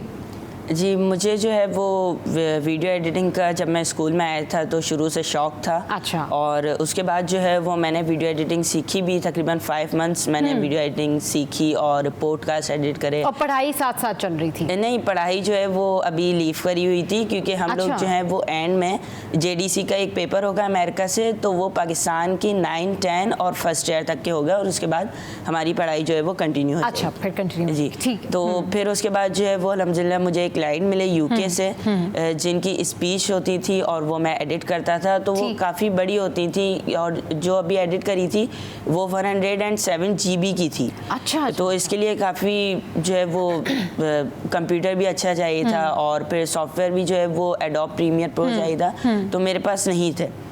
फिर उसके बाद मैंने सोचा कि मैं एक छोटी सी एजेंसी ओपन कर लेता हूँ, जिसमें मैं आपने बहुत कुछ सोचा और माशाल्लाह अच्छा सोचा। और फिर मैंने जो है वो क्लाइंट से वर्क लिया और सिंपली जो है वो उसे समझ कर और आगे जो वीडियो एडिटर्स हैं उन्हें दे दिया। तो जो हमारे पास एक वीडियो एडिटर हैं, उनका इस चीज़ में 16 ईयर्स का जो है वो तजुर्बा है। सही। तो उन्होंने जो है वो ये हमारी वीडियो एडिट करी थी और काफ़ी आसानी से जो है वो हमारी वीडियो एडिट हुई और मैंने आगे जो है वो क्लाइंट को वीडियो दी थी। ठीक है। अच्छा, क्योंकि टाइम बहुत शॉर्ट है, तो जो आपकी एज के सारे स्टूडेंट्स आपको देख रहे हैं इस वक्त, उनको आप क्या मैसेज देना चाहेंगे? मैं यही मैसेज दूंगा कि आप जो हैं वो अपनी पढ़ाई भी कंटिन्यू करें और रेहान स्कूल की जो ऑनलाइन एकेडमी है उसमें एडमिशन ले लें। अगर आप चाहते हैं कि आप जो हैं वो छोटी सी उम्र से अर्निंग करना शुरू कर दें, तो हमारे पास जो है वो 8 ईयर्स 9 ईयर्स के भी ऐसे बच्चे हैं जो कि ऑनलाइन एकेडमी में हैं और वो ये सारी चीज़ें सीख रहे हैं। तो अगर आपके पास टाइम की कमी है तो आप मेरी तरह एक एजेंसी बना सकते हैं और सिंपली जो है वो अपने काम को समझ कर क्लाइंट से और आगे जो भी आपकी एजेंसी। मारूस, जल्दी से एक मैसेज।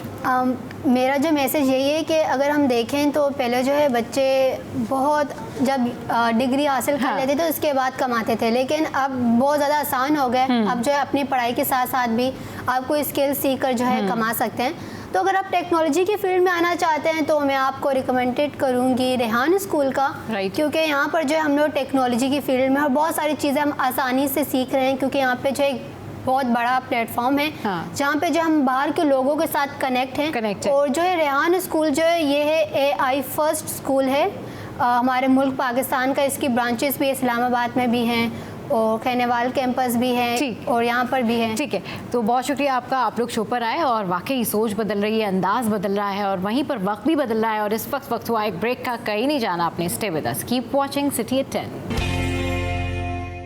सो वेलकम बैक। तो जैसा कि मैंने अपने इंट्रो में भी हम ये बात कर रहे थे कि हर किसी को हर टाइम कुछ नया करना होता है, लेकिन चीज़ें तो वही होती हैं, नई जगह, नए लोग, ये आपकी मेंटल हेल्थ पे क्या इम्पैक्ट इसका पड़ता है और क्या आपकी पर्सनैलिटी पर इसका इफ़ेक्ट पड़ता है। इस पर बात करने के लिए हमारे साथ स्टूडियोज़ में मौजूद हैं डॉक्टर इकरा नाज और साइकोलॉजिस्ट हैं, और डॉक्टर इमरान यूसुफ मोहम्मद जोफ़ा, और डेफिनेटली लाइफ कोच भी हैं और किसी तारुफ के मोहताज नहीं है। आप दोनों को शो पे बहुत सारा वेलकम। कैसे हैं आप दोनों? थैंक यू बेटा, आप कैसे? बिल्कुल ठीक ठाक, अल्लाह का शुक्र। आप कैसे हैं? हम लोग तो बिल्कुल ठीक ठाक है, लेकिन आज हम बात करेंगे उस हवाले से कि नई जगह, नए लोग, इसका क्या इम्पैक्ट पड़ता है, आपकी पर्सनैलिटी जो है उसमें क्या चेंजेस आते हैं। सो इकरा, आपसे स्टार्ट करूंगी। बताइए कि जी जो हमारा आज हम जिसके ऊपर डिस्कशन करें, जिस बात पे यूजुअली ये हम सबकी लाइफ में ऐसे होता है, आपने स्कूल चेंज करना है, कॉलेज चेंज करना है, कोई ऑफिस चेंज करना है या व्हाटएवर, लेकिन हम तो जब चेंज करते हैं तो ऑब्वियसली हम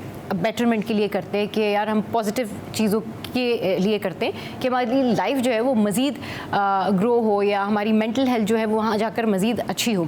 लेकिन क्या इसके कोई ऐसे इम्पैक्ट्स होते हैं जो कि आपके लाइफ पे, आपकी पर्सनैलिटी पर पड़ते हैं? इस हवाले से बताएं। देखिए, सबसे पहले तो इम्पॉर्टेंट ये है कि आप किस जगह से मुंतकिल होकर दूसरी जगह जा रहे हैं। राइट, ठीक है। अगर फॉर एग्जांपल एक बच्चा है और वो एक स्कूल से दूसरे स्कूल गया है, तो फिर पुराने स्कूल का माहौल क्या था और नए स्कूल का माहौल क्या है। ठीक है। अगर ज़्यादा डिफरेंस है तो बच्चे के ऊपर देखा गया है कि ज़्यादा एडजस्टमेंट इश्यूज आते हैं, वो ज़्यादा एडजस्ट होने में उसको ज़रा सा ज़्यादा टाइम लगता है as compare to the normal population. इसी तरीके से एक घर से आप जैसे एक कॉलोनी आपने छोड़ी, अब आप दूसरे घर में शिफ्ट हुए तो वो जगह तब्दील होना, फिर जैसे फॉर एग्जांपल शादी के बाद होता है कि शादी से आप शादी हुई आपके एक घर से आप दूसरे घर में जो है वो आप शिफ्ट हुए अपने इन-लॉज के साथ। इसी तरह अक्सर जॉब में कि आप एक जॉब से दूसरी जॉब आपने जो है शिफ्ट किया और उसके बाद आपका पुराना माहौल क्या था और नया माहौल क्या था। इसलिए अगर इस चीज़ के लिए बच्चे के अंदर या फिर किसी भी इंडिविजुअल में शुरू से ही एक फ्लेक्सिबिलिटी का एलिमेंट जो कि हमारे करिकुलम का हिस्सा नहीं है, लेकिन हम इस चीज़ के ऊपर काम कर रहे हैं कि भाई वो करिकुलम का हिस्सा बने इस तरीके से कि बच्चों को पहले से इन चीज़ों के लिए प्रिपेयर किया जाए मेंटली, कि अगर वो इतना फ्लेक्सिबल हो कि वो एक जगह से दूसरी जगह अगर शिफ्ट किया जाए, उसे एक जगह से दूसरी जगह मुंतकिल किया जाए तो उसकी मेंटल हेल्थ के ऊपर ज़्यादा फ़र्क ना आए और वो पुराने ही जैसे वो था मिंगल अप हुआ था उसी तरह वो नई जगह पे भी हो। लेकिन थोड़े बहुत फिर भी आते हैं इफेक्ट्स, अच्छे भी इफेक्ट्स होते हैं। लोग अगर पुरानी किसी जगह पे मेंटल हेल्थ इश्यूज थे, बहुत ज़्यादा एक सैचुरेटेड माहौल था, लेकिन यहाँ पे थोड़ा ओपन अप हो गया तो वो एक पॉजिटिव चीज़ जो है वो समझ आएगी, यानी एक अच्छा एक उस पर इफेक्ट होगा। लेकिन अगर पुरानी जगह बहुत फ्लेक्सिबल थी और नई जगह सैचुरेटेड है तो उसके एडवर्स इफेक्ट्स भी जो है वो देखने को मिलेंगे। तो it all depends, place to place vary करता है, जगह टू जगह and person to person vary करता है कि इंसान की अपनी शख्सियत और अपनी इंडिविजुअलिटी कैसी है। ठीक है। अच्छा इमरान भाई, जहाँ पे हम बात करें कि नई जगह है या नए लोग हैं या आप कोई भी चीज़ चेंज करते हैं, वहाँ पर एक इशू सबके साथ होता है कि ठीक है मुझे लगता है कि यार मैंने घर चेंज करना है, लेकिन वो बहुत अच्छी जगह है, जो मैं जिस घर में रह रही हूँ वो उससे बहुत बेहतर है, लेकिन जो एक इमोशनल अटैचमेंट होती है ना वहाँ रहने वाले लोगों के साथ, आप कई दफ़ा ऐसे सोचते कि यार इन्वायरमेंट तो यहाँ का हमारा बड़ा अच्छा है, पता नहीं नेक्स्ट जगह पे हम एडजस्ट कर पाएंगे या नहीं कर पाएंगे। तो इस हवाले से कुछ बताएं कि ये एक्चुअली ये सिनेरियो क्या है और इसको किस तरह हैंडल कर सकते हैं। देखिए, इंसान की बहुत सारी जिबिलत है, उसकी बुनियादी नीड्स हैं। हाँ। इंसान की ये नीड है, बेसिक नीड है कि वो ये चाहता है कि उसकी ज़िंदगी में एक यकीनी कैफियत आए। वो ये चाहता है कि उसकी ज़िंदगी के अंदर एक मानूसियत आए। एक उसकी ये भी नीड है कि एक ठहराव जो है वो आ जाए। और मैं घर से निकला हूँ यहाँ पे आने के लिए, तो मेरी तवक्को है कि मैं यहाँ पहुँच जाऊँ। तो ये मेरी बिल्कुल जायज़ तवक्को है कि मैं यहाँ पे पहुँच जाऊँ, मैं घर जाऊँ, बिजली पानी हो, ये मेरी तवक्कात बिल्कुल सही है। ये एक यकीनी कैफियत है। जिन लोगों के साथ मैं उठना बैठना चाहता हूँ मेरी ज़िंदगी में आ जाए, तो वो ये भी एक मेरी बुनियादी यकीनी कैफियत की तवक्कात में से है। लेकिन यही इंसान के दो ऑपोजिट्स हैं। ऑपोजिट ये है कि जब उसके अंदर ये यकीनी कैफियत आ जाती है, तो फिर उसके साथ एक बोरियत आ जाती है। सही। फिर उसको एक नयापन चाहिए। इंसान की ये भी एक बुनियादी ज़रूरियात है कि उसको एक नयापन चाहिए। और अगर आप देखें बचपन से लेके आप तक, आप जितने ये साबुन के इश्तिहार और टूथपेस्ट के इश्तिहार और ये ऑयल के इश्तिहार, या हमेशा कहता है एक नई लौंग की ताकत के साथ। पहले किसने मना किया था लौंग मत डालना? यानी उसके अंदर जो लफ्ज़ नया है, बस वही नया है, बाकी सब वही है। बिल्कुल, ये यही बात हम कर रहे हैं कि चीजें वही होती हैं। हाँ, लेकिन जो आपने कहा था, हाँ, बिल्कुल सही नया था। अंदाज हो या नई सोच हो, तो उसके अंदर जो है वो क्रिएटिविटी जो है वो पैदा हो जाती है। तो फिर दूसरी तरफ ये कि ज़ाहिर है जब इंसान जिसकी चीज़ के भी साथ रहता है ना, उसके साथ मानूस हो जाता है। सही। आप कुर्बानी के जानवर बच्चे 3 दिन के लिए लेके आते हैं, उसके ऊपर भी वो रोते हैं कि यार वो 3 दिन के लिए आया था। ये अलग बात है कि शाम को बैठ के उसके तिक्के कबाब खा रहे होते हैं, और मसाले चेक कर रहे होते हैं और गलावट चेक कर रहे होते हैं। लेकिन उस वक्त आप होते हैं, ये इंसान की ये बुनियादी जिबलत में शामिल है। लेकिन इंसान के अंदर एक और बड़ी ज़बरदस्त क्वालिटी अल्लाह ताला ने दी है, वो है सर्वाइवल नीड। यानी वो सर्वाइव कर जाता है। इस तरह सर्वाइव कर जाता है कि हमारे जिस्म का अगर टेम्परेचर जो है वो अगर 1 डिग्री बढ़ जाए तो हम फ़ौरन गोली खाने भागते हैं ना। 2 डिग्री बढ़ जाए तो एंटीबायोटिक खाने भागते हैं। 3 डिग्री बढ़ जाए तो हम पट्टियाँ लगाने के लिए भागते हैं। ये 1, 2, 3 डिग्री बुखार की बात हो रही है ना, टेम्परेचर की। लेकिन यही इंसान जो है वो अगर सियाचिन के ऊपर खड़ा है तो -55 डिग्रीज के ऊपर, अच्छा वही बंदा अगर राजस्थान के बॉर्डर पर खड़ा है तो +55 डिग्री सेल्सियस पे खड़ा है, वहाँ भी ड्यूटी दे रहा है। अगर आप +55 से 6 महीने के बाद उसका -55 पे भेज रहे हैं, तो ये 100 डिग्री का फर्क है।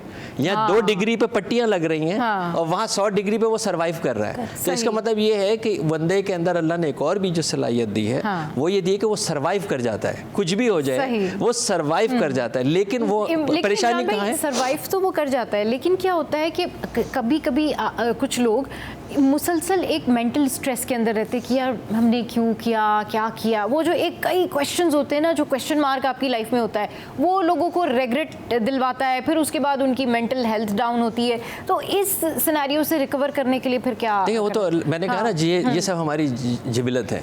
इस जिबिलत के ऊपर तो कुरान पाक ने बड़ा वाज़ेह तौर के ऊपर कहा। उसने कहा कि इंसान तू बहुत ही थोड़दिला, बेसब्रा और नाशुक्रा पैदा हुआ है। ये यानी अगर अब ये सारी वो कहानी है कि जिसके लिए मर रहा था, अब जब वो मिल गई है तो फिर कंप्लेन क्यों कर रहा है? यानी अब तो उसको अल्लाह मलकल हम्दु कुल्लु वलका शुक्र कुल्लु कहना चाहिए ना, कि शुक्र अल्हम्दुलिल्लाह मुझे नया घर मिल गया, मुझे नई नौकरी मिल गई, मुझे नया साथी मिल गया।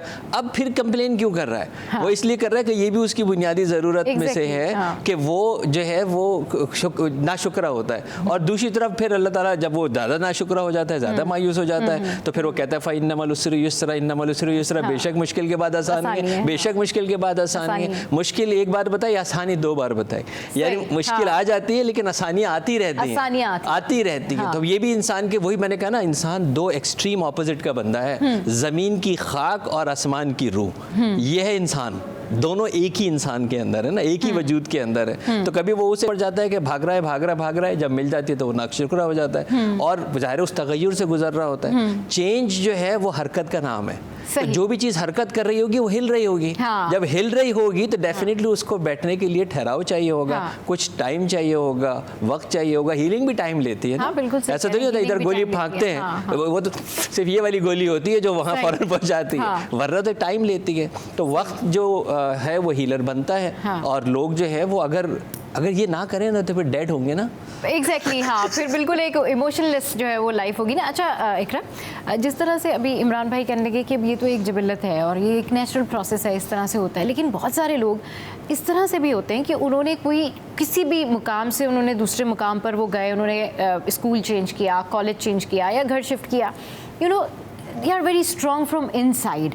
और वो कहते हैं नहीं ठीक है जी, we are fine with that. ये क्या एक आप इंसान के अंदर ये क्या उसका एक थॉट होता है, या ये क्या उसके अंदर एक पर्सनैलिटी चेंज होता है? क्या ऐसे लोग वाकई बड़े स्ट्रॉन्ग होते हैं, या फिर वो बड़ा कैलकुलेटेड जो है वो चीज़ें करते हैं? ये इस पर्सनैलिटी के बारे में बताएं। अच्छा देखिए, वही ना पर्सन टू पर्सन जैसे हमने बात की थी, और डॉक्टर इमरान ने भी कहा कि पर्सन टू पर्सन हर चीज़ वेरी करती है, और हीलिंग हर इंसान की जो है ना वो एक टाइम होता है कि कोई कुछ लोग जल्दी हील करते हैं, कुछ लोग टेक सम मतलब कुछ लोग इतनी सारी चीज़ों से गुजर चुके होते हैं कि एक पॉइंट के ऊपर आके वो शायद इमोशनलेस हो जाते हैं। इमोशनलेस नहीं कहूँगी, लेकिन उनको अपने इमोशंस को डील करना आ जाता है। हाँ, यही इसी पॉइंट पे जैसे अभी हमने बात की, एक जिंदा इंसान है जब तक, तो वो इमोशन भी फील करेगा, वो फेयर भी है, वो फिर क्या कहते हैं लो मूड भी है, वो रोना धोना हंसी खुशी सारी चीज़ फील करेगा। तो वो अपने इमोशन से डील करना उसे आ जाता है, उसे पता है कि मैंने किस तरीके से लोगों से मिलना है, किस तरीके से फिर अपने इमोशंस को डील करना है।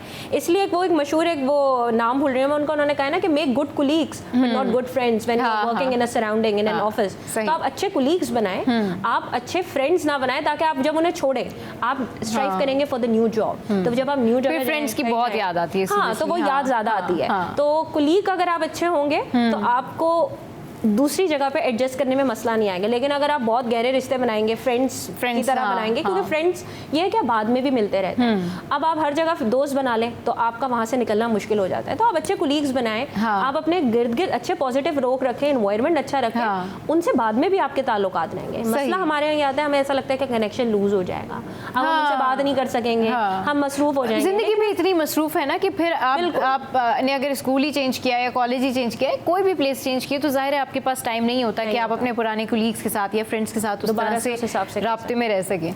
जी इमरान भाई, आप क्या कहेंगे इसके ऊपर कि ये वाले कौन से लोग होते हैं जो ना आप कह रहे होते हैं यार मुझे तो फलाना की याद आ रही है, अच्छा तुम्हें वो याद है? नहीं भाई, इट्स ओके, बस वी आर फाइन हियर। ये वाले कौन से लोग हैं? अगेन इस दो तरह के मुख्तलिफ लोग होते हैं। एक वो हैं जो अभी जैसे इकरा ने शुरू में एक बात कही थी कि जो कि आने वाले चेंज के लिए प्रिपेयर्ड होते हैं, मतलब अवेयर होते हैं। प्रिपेयर का मतलब अवेयर होते हैं, उन्हें पता है वहाँ क्या एक्सपेक्टेड होगा, उन्हें पता है कि वहाँ पे क्या होगा। अगर मुझे अच्छी तरह पता है कि मैं यहाँ से भी गुलशन जाऊँगा तो रोड का क्या हाल होगा, तो मैं जब मुझे पता है तो इसलिए मुझे कोई दुख नहीं है, मैं हिलता जुलता हिलता जुलता चला, क्योंकि अभी मुझे पता है, यानी मैं प्रिपेयर्ड है, तो मेरे लिए सरप्राइज नहीं है। दूसरे लोग बड़े ऐसे होते हैं, वही कहते हैं कि आप कहीं भी कूद जाएँ या मुझे कहीं भी भेज दें, मुझे कोई फ़र्क नहीं पड़ता। तो वो जो दबिंग किस्म के बच्चे तैयार होते हैं वो पहुंच जाते हैं। ठीक है, तो इस तरीके से जो है वो हमारे पैनलिस्ट इस वक्त हमारे साथ मौजूद हैं, और लाइव कॉलर ने जो है वो हमें ज्वाइन किया है, और उनसे हम बात करते हैं और पूछते हैं। हेलो, अस्सलाम वालेकुम, कौन बात कर रहे हैं, कहाँ से? वालेकुम सलाम, भाई याहिया बात कर रहा हूँ, मैं रेगुलर कॉलर हूँ आपके शोज का, तमाम शोज का। और दोनों को सलाम, लेकिन डॉक्टर साहब ने उस्ताद, मैंने इनसे कभी मुलाकात नहीं की, लेकिन कोई तवील अर्से से देखा हूँ, हमारे लिए उस्ताद का दर्जा रखते, और उनकी ड्रेसिंग तो जबरदस्त होती है माशाल्लाह। इस तरह की शख्सियत, इस तरह की ड्रेसिंग और उनका अपना कस्टमाइज ड्रेसिंग था माशाल्लाह से। अच्छा देखिए, बात ये हो रही है कि मैंने बड़ी प्यारी बात की ना कि हम अभी अगर किसी चीज का हमें पता है कि आगे हर्डल्स आएंगे तो हम उसके लिए पहले तैयारी करके रखते हैं, तो हम कोप अप कर सकते हैं उस माहौल में। इसी तरह मैं समझता हूँ कि जब आप किसी की लड़की की शादी होती है तो उसको हम इतना पैसा लगाते हैं इन चीजों पे, कपड़ों पे, लेकिन जो उसको बात समझाने की होती है ना, वो नहीं समझाई जाती किस तरह आपको एडजस्ट करना पड़ेगा, जाके किस तरह के मसाइल होंगे, आप किस तरह फेस करेंगे।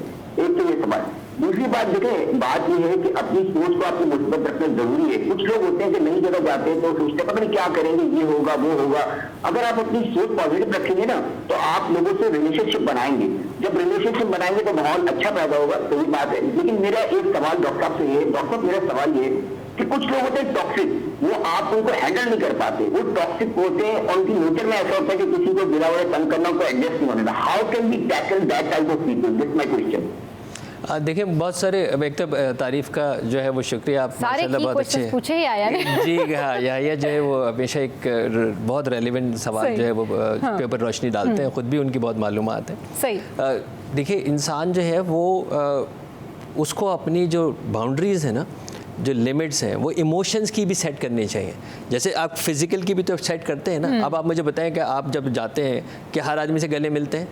नहीं मिलते ना, हर आदमी से गले आप नहीं मिलते, राइट, हर आदमी से आप हाथ नहीं मिलाते, आप किसी को दूर से सलाम कहते हैं। तो ये जो आपके डिस्टेंस आप मेंटेन करते हैं, हम अपने इमोशंस में बाज़ दफ़ा अपने डिस्टेंस मेंटेन नहीं कर पाते। तो जब हम अपने इमोशंस में डिस्टेंस मेंटेन नहीं कर पाते हैं तो वो हम उसकी बाउंड्री में कूद जाते हैं और वो हमारी बाउंड्री में कूद जाता है। इमोशनल इंटेलिजेंस जो है वो ये है कि मैं क्या अपने इमोशंस रीड कर सकता हूँ, सामने वाले की भी रीड कर सकता हूँ और विन विन सिचुएशन निकाल सकता हूँ। ये है इंटेलिजेंस। इंटेलिजेंस जज्बाती जहानत ये है कि क्या मैं किसी भी कॉन्टेक्स्ट के अंदर तनाजुर में विन विन सिचुएशन निकाल सकता हूँ। अगर उस सिचुएशन के अंदर एक आदमी जिससे बात ना करना ज़्यादा विन विन सिचुएशन है तो उसके अंदर मुझे इतना ज़हीन होना चाहिए कि मैं उस तरफ ना जाऊँ, क्योंकि मुझे पता है कि उधर से फायर बैक आना है। मुझे नहीं पता वो किस हालात से गुजर रहा है, मुझे नहीं पता कि वहाँ क्या हो रहा होगा। तो यहाँ पे ये कि हम अपनी इमोशंस के अंदर जब जोश के अंदर होश खोते हैं तो फिर ऐसा ही होता है जिस तरफ वो इशारा कर रहा है। चले जी, बड़ी ज़बरदस्त डिस्कशन हो रही है, लेकिन यहाँ पर आ गया है एक ब्रेक, सो कहीं नहीं जाना, आपने stay with us. Welcome back. तो डिस्कशन का सिलसिला जो है वो जारी है और हमारे साथ इमरान भाई हैं, इकरा हैं और हम बड़ी ज़बरदस्त डिस्कशन कर रहे हैं कि नई जगह, नए लोग, नया माहौल और जो जिस तरह से हमारे जो लाइव कॉलर थे याया, वो टॉक्सिसिटी के बारे में बात कर रहे थे और कि जो टॉक्सिक लोग होते हैं उनको कैसे हैंडल करते हैं। इमरान भाई ज़रा आज ये फॉर्मूला बता दें, ये सबकी मुश्किल आज आप ना आसान कर दें ताकि सबको आसानी हो जाए। हाँ, जहाँ तक मुमकिन हो डिस्टेंस, जहाँ तक मुमकिन हो डिस्टेंस, ओके। लेकिन बाज़ दफ़ा ऐसा होता है कि अगर वो टॉक्सिक के साथ आप रहते हैं घर में या आप सोते हैं उसके साथ, यानी अगर शौहर है या बीवी है तो आपका कोई भाई बहन भी हो सकता है, इनफैक्ट आपकी कोई बेस्ट फ्रेंड भी हो सकती है। उसके अंदर भी अकेन ये होता है ना कि मैं आपसे यहाँ तक भी तो एक डिस्टेंस मेंटेन कर रहा हूँ ना, मैं अब बातों में भी डिस्टेंस मेंटेन रख सकता हूँ।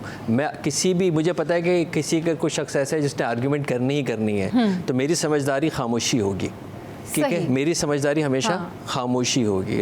मगर नेचर टू नेचर भी तो वेरी करता है ना। अब किसी की इकरा खामोश रहने की नहीं है, मतलब लाइक वो आदत उसकी नहीं है और उसके सराउंडिंग में इस तरह का एटमॉस्फेयर है, तो उसके लिए तो बड़ा मुश्किल हो जाएगा हैंडल करना। देखिए वही वाली चीज़ है ना कि बाउंड्री, अब जैसे हमने अभी बात की, डॉक्टर साहब ने बात की रिलेशनशिप की, इसी तरह इंट्रा पर्सनल रिलेशनशिप भी इंपॉर्टेंट है। दैट मीन्स अपने आप से रिलेशनशिप, अगर आपके अपने आप से रिलेशनशिप बहुत मजबूत है और आप समझते हैं कि हाँ यू आर द वन जो हर तो बेहतरी से कंट्रोल कर सकता है, तो आप डिस्टेंस मेंटेन करने के लिए, वो कहते हैं ना प्रैक्टिस मेक्स पर्सन परफेक्ट, तो आपको थोड़ी प्रैक्टिस करनी होगी। आपको देखना पड़ेगा, ऑब्जर्व करना पड़ेगा कि इस बंदे की मेंटालिटी क्या है, ये कब क्या सूरत हाल में किस तरीके से एक्ट करता है, कब क्या कहता है। और ऐसे लोग जो टॉक्सिक होते हैं वो आपकी बातें बहुत पकड़ते हैं, मैनिपुलेट करते हैं। तो आप बोलने में थोड़ा सा कि मुझे किन अल्फाज का चुनाव रखना है, इनकी किस बात पे बोलना है, फेस एक्सप्रेशन क्या देना है। तो अगर आपके इंट्रापर्सनल रिलेशनशिप, अपने आप से रिलेशनशिप बहुत अच्छे हैं और अगले से भी आपने बेहतर रखने हैं एंड यू नो कि वो टॉक्सिक है, तो आपको हर चीज़ को थोड़ा सा कैलकुलेटेड रख के अपने आप को थोड़ा सा बाउंड्री सेट करके पीछे रखना है ताकि आपकी मेंटल हेल्थ और इमोशनल हेल्थ बेहतर। ठीक है। अच्छा इमरान भाई, जिस तरह से ये कह रहे हैं, अभी आपने भी कहा कि डिस्टेंस रखना है और मतलब जो टॉक्सिक बंदा है या जो भी पर्सनैलिटी है उसने इतनी टेंशन दी हुई है बाकी सराउंडिंग में कि इतनी सारी स्ट्रेस ना बंदा जहर में रखे कि यार अगर इसने ऐसे कहा है तो मैंने ये करना है, ये सारा कुछ करना है। बट एक इन जनरल हमारे घरों में भी हम ऐसे लोग देखते हैं, इवन शॉप्स पे भी हम देखते हैं कि आप अगर किसी के पास कोई चीज़ लेने के लिए गए हैं तो वो बड़े बुरे मूड के साथ में आपको बहुत बुरे तरीके से ट्रीट करते हैं और आपको पता है यार है चीज़ इसके पास, जो मुझे प्रोडक्ट चाहिए वो इसी के पास है, लेकिन इसका रवैया इतना बुरा है तो मैं कैसे मैनेज कर सकता हूँ। और ये रोज़ाना हमारी सोशल लाइफ में हम देखते हैं कि कोई भी चीज़, अगर हमें किसी बंदे से कोई बहुत ज़रूरी बंदा है, हमें उससे बात करनी है, मगर उसका इतना बुरा एटीट्यूड है या इतनी टॉक्सिसिटी है, तो इन लोगों के लिए भी क्या मैसेज देंगे आप जो इतने बुरे एटीट्यूड के साथ होते हैं और दूसरों के साथ में इस तरह का रवैया रखते हैं? पहले तो जो लोग लेने के लिए गए हैं वो शैम्पू लेने गए ना, शादी करने तो नहीं गए उससे। एग्जैक्टली शैम्पू पकड़े और निकले। आपको आप इसको दिल पे भी ले लें। कुछ लोगों की इस तरह की ईगो या नेचर होती है ना कि यार मतलब हम अगर जिस तरह से रिस्पेक्टिव वे में बात कर रहे हैं तो अगला भी उतनी ही रिस्पेक्ट हमें दे। तवक्कात बिल्कुल सही है। मेरे पॉइंट ये कि तवक्कात बिल्कुल सही है, क्योंकि आप जैसे होते हैं वैसे दूसरे के बारे में आप गुमान भी करते हैं। और मैं आपको हकीकत ही बताता हूँ, मेरा अगला जुमला क्या आएगा आप मुझे काबू कर सकते हो? अभी मैंने बोला नहीं है ना, मेरा अगला जुमला क्या आएगा आप काबू कर सकते हो? बिल्कुल भी नहीं। उसके बाद रिएक्ट कर सकती हो, या प्यार से भाई कह सकती हो या जूता उतार सकती हो, ऐसा ही है ना। लेकिन अगला जुमला क्या आएगा ये आपके इख्तियार में नहीं है ना। तो हम ये क्यों चाह रहे हैं कि आप रिमोट कंट्रोल की तरह मैं चलाऊं आपको? मैं ये क्यों चाहता हूं कि मैंने कहा है, और ये दुनिया में कब होता है कि मैंने सही बात कही तो आप भी सही बात कहेंगे, मैं भी अच्छी बात कहूंगा, कि नबी अपने खानदान वालों को राजी नहीं कर सके, ठीक है ना, बाप को राजी नहीं कर सके, बेटे को राजी नहीं कर सके, अबू लहब को राजी नहीं कर सके, अपने खानदान को राजी नहीं कर सके। तो हमारी ये जो तवक्कात है ना ये बहुत ज़्यादा हैं, वर्क बहुत ज़्यादा है। ये बिल्कुल सही है कि तवक्को होती है आप नरमी से बात करेंगे, सामने वाला नरमी से बात करें, लेकिन ऐसा होता हर हाल में नहीं है। ये मुख्तलिफ भी हो सकता है, एक उसके दूसरे पहलू भी तो हो सकता है ना। एक शख्स पता नहीं क्यों बेपरा बैठा हुआ है, एक शख्स से पता नहीं क्या गुजर रही है, क्या वो भी इतना ही तालीम याफ्ता है, क्या वो भी इतना ही आसूदा है, क्या उसकी एकदम आप उसके शूज़ में जाके बैठेंगे तो बाज़ दफ़ा तो तरस भी आएगा आपको। आप अपने दिमाग के बजाय दिल से सोचना शुरू करें, आपको तरस भी आएगा। 8 अरब लोगों में से उसने मुझे ही गाली क्यों दी है? सवाल ये कि इतने सारे लोगों को गालियां दे सकता था ना, तो ये भी तो सकता है उस बेचारे के साथ कुछ गुजर रहा हो। ये जो अंदर से वीक हो तो हूँ ना अगर मैं, और अंदर से मैं अगर खाली हूँ तो मैं भी इतनी उछलने की चक्कर में हूँ। मुझे एक आदमी को किसी हाल में कायल करना है जो कायल होने के लिए तैयार नहीं है। दीन ये कहता है कि अगर सामने नहीं सुन रहा तो दीन की बात भी नहीं बोलनी है, कहीं मुतनफ़र ना हो जाए, कहीं रिएक्ट ना कर जाए, ऐसे ही ना। लेकिन हमें हर हाल में उसको साबित करना है, हर हाल में उसको सही करना है। हमें क्यों सही करना है उसको? अगर हमारा ताल्लुक है कितने जो हम उसको सही करने के चक्कर में लगे, ऐसे ही है ना। आप उसको मुस्कुरा के चले जाए, अल्लाह ने आपको अजर दिया। लेकिन अगर यही मामला घर में है आपके साथ, या आपके ऐसे सराउंडिंग में, क्लास में, मतलब क्लास में फ्रेंड्स हैं, आपका एक ग्रुप है और एक बंदा ऐसे ही है या 2 लोग ऐसे ही हैं, तो उस वक्त तो बहुत मुश्किल हो जाती है ना, क्योंकि उसके साथ तो आपका ताल्लुक भी है, आपने हैंग आउट पे भी जाना है, आपने स्टडी भी करनी है, या आपकी बहन है या भाई है, तो आपने तो रहना ही घर में। तो फिर ऐसे माइंडसेट के साथ, ऐसे माइंडसेट को तो फिर बंदा ठीक करेगा ना, या फिर आपका अपना मूड या आपका अपना एटीट्यूड भी टॉक्सिक होना शुरू हो जाता है। अगर आप समझदारी का मुजाहरा नहीं कर रहे, अगर आप ये जांचने की कोशिश नहीं कर रहे कि वो बेचारा इस तरह से क्यों गुजर रहा है, वो आप ही की क्लास का तो लड़का है, कोई PhD तो नहीं है, आप ही की क्लास से गुजर रहे हैं ना। क्या ऐसे हालात है जिसकी वजह से ये गुजर रहा है, जिसका ये रिएक्शन है, ये उसका एक रिएक्शन है। हमेशा याद रखें, ये उसका एक रिएक्शन है। मैंने तो हमेशा ये देखा है कि जब आप पुलिस को गले लगा लें, जब आप उनके साथ सिंपैथी से बात कर लें, जब आप उनकी सख्ती के बजाय नरमी से जवाब दे दें, जब आप उनकी गाली को इग्नोर कर दें, वो सोचते हैं कि ये एक डिफरेंट रिएक्शन है। वो ये सोचते हैं कि ये एक डिफरेंट रिजेक्शन है। 10 लोगों ने उनको रिजेक्ट किया, एक आदमी ने रिजेक्ट नहीं किया, तो वो उस 10 के बजाय आपके ऊपर तवज्जो ज़रूर देगा। अच्छा, वो दे या ना दे, आप अपने हिस्से का काम कर गए ना। आप अपने हिस्से का काम, आपको इधर से मुतमईन होना है। मुझे इससे मुतमईन होना है कि मैंने अपनी छोटी बहन से प्यार से बात की है, अल्लाह खुश हो गया, मेरे लिए बहुत ये काफ़ी है। आपने मुझे जवाब दिया ही नहीं दिया, मुझे इससे कोई कंसर्न नहीं है। आपने अपने हिस्से का जो है वो आप अपने हिस्से की चीज़ जो डालें। लेकिन हमने ये देखा है कि वो लोग जो अपने हिस्से की चीज़ डालते हैं उस पर उनको फ़र्क पड़ता है, क्योंकि वो सोचते हैं ना ऐसा नहीं हो सकता। इसका इम्पैक्ट आपकी लाइफ पे भी होता है, आएगा ना। बारिश का कतरा गिरेगा, ठीक है, जो नरम जमीन होगी वहाँ जल्दी जज्ब हो जाएगा, बाकी जगह थोड़ा सा टाइम लगेगा। लेकिन ऐसा नहीं होगा कि कतरा गिरता रहे और कोई फर्क ना पड़े। पत्थर में सुराख हो जाता है अगर मुस्तकिल गिरता रहे, मुस्तकिल गिरता रहे। राइट। डॉक्टर इकरा, बहुत शुक्रिया आप हमारे शो पर आई। और क्योंकि हमने बात की है टॉक्सिक लोगों की, तो थोड़ी बढ़ते हैं हम हैप्पीनेस की तरफ, थोड़ी खुशियों का जिक्र करते हैं। तो ये राना जहांजेब हैं और हमारे कैमरामैन हैं, आज है इनकी बर्थडे, तो हम इनको करते हैं happy birthday to you and many more to come. Allah करे आज का दिन और आगे आने वाली जो भी आपकी लाइफ है वो खुशियों से भरपूर हो और आप खुश रहें और आपकी फैमिली भी खुश रहे।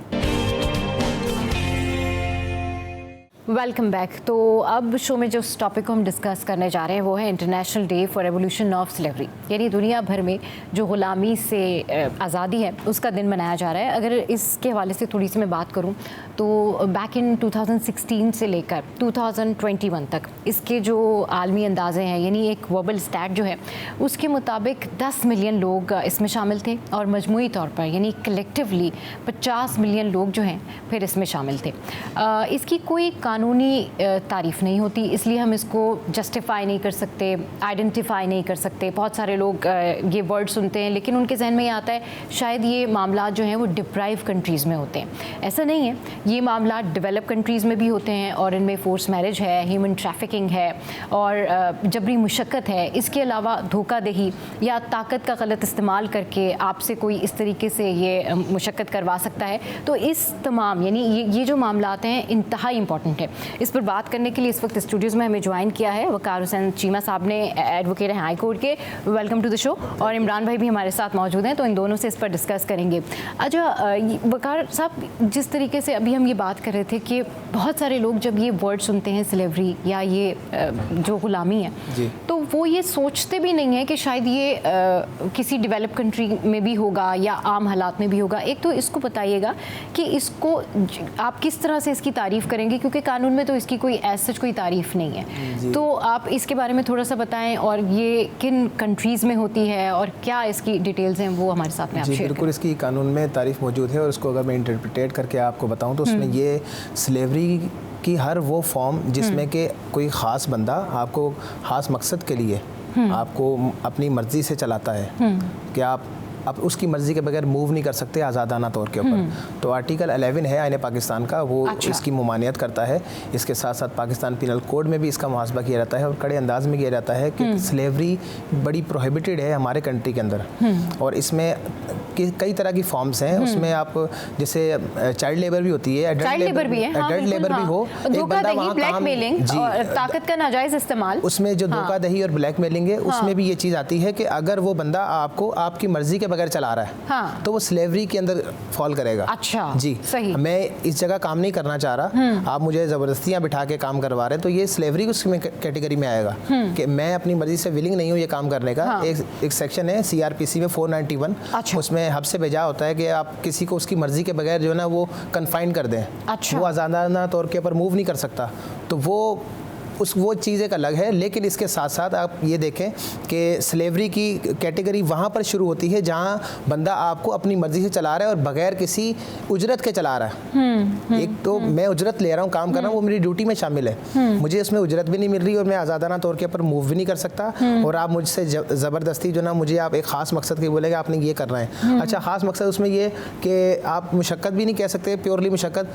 अब मेरा काम मुशक्क़त का नहीं है, मेरा काम जो ना वो एडवोकेसी करना है। एक बंदा जो ना मुझे वो इंगेज करता है कि आप जो ना ये काम करेंगे, फीस नहीं, और मुझे वो डर और प्रेशर के अंदर बोलता है कि आप ये काम करेंगे, सही, तो वो इस कैटेगरी में फॉल करता है इनडायरेक्टली। अच्छा, वो भी फिर इस कैटेगरी में इनडायरेक्टली फॉल करता है। जैसे ब्लैकमेलिंग आपने कहा, वो ब्लैकमेलिंग यही हुई।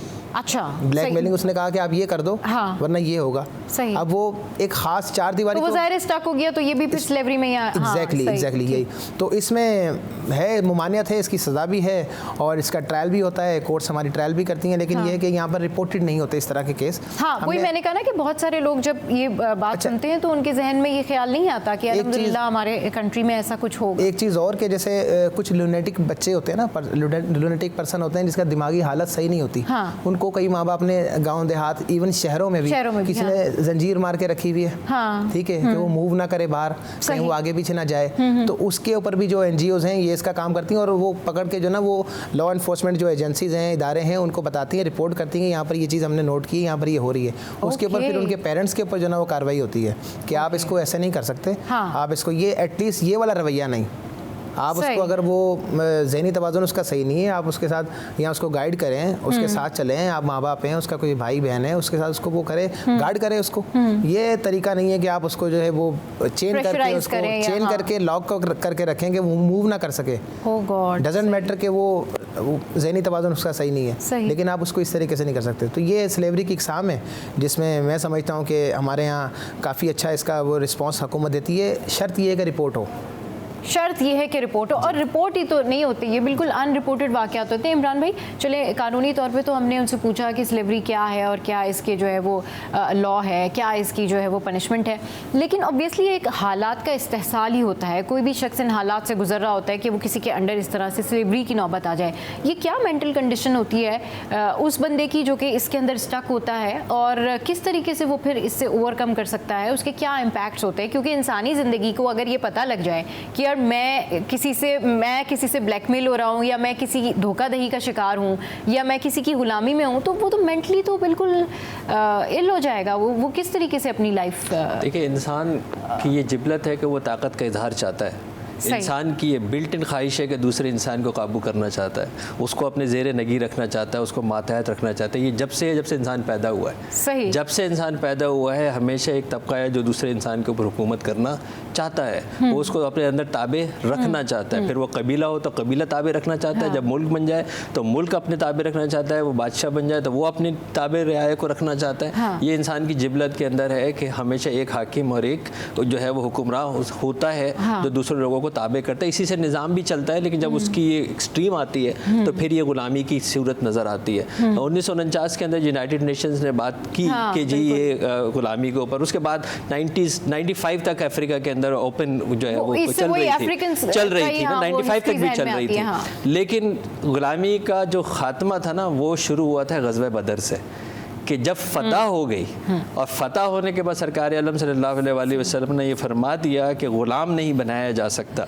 जिसके पास पैसे हैं वो जजिया दे के आज़ाद हो जाए। हद तो ये है कि जिसके पास नहीं है वो मदीने के बच्चों को पढ़ा दे, उसके ऊपर भी उसको आज़ादी मिल जाएगी, ग़ुलाम नहीं बनेगा। यानी ग़ुलामी का जो सिलसिला आने का था वो बंद किया, और उसके बाद ग़ुलाम आज़ाद करने की तरगीबात और इस तरह ग़ुलामी को एक पूरे सिस्टम के तहत जो है वो एबॉलिश किया गया।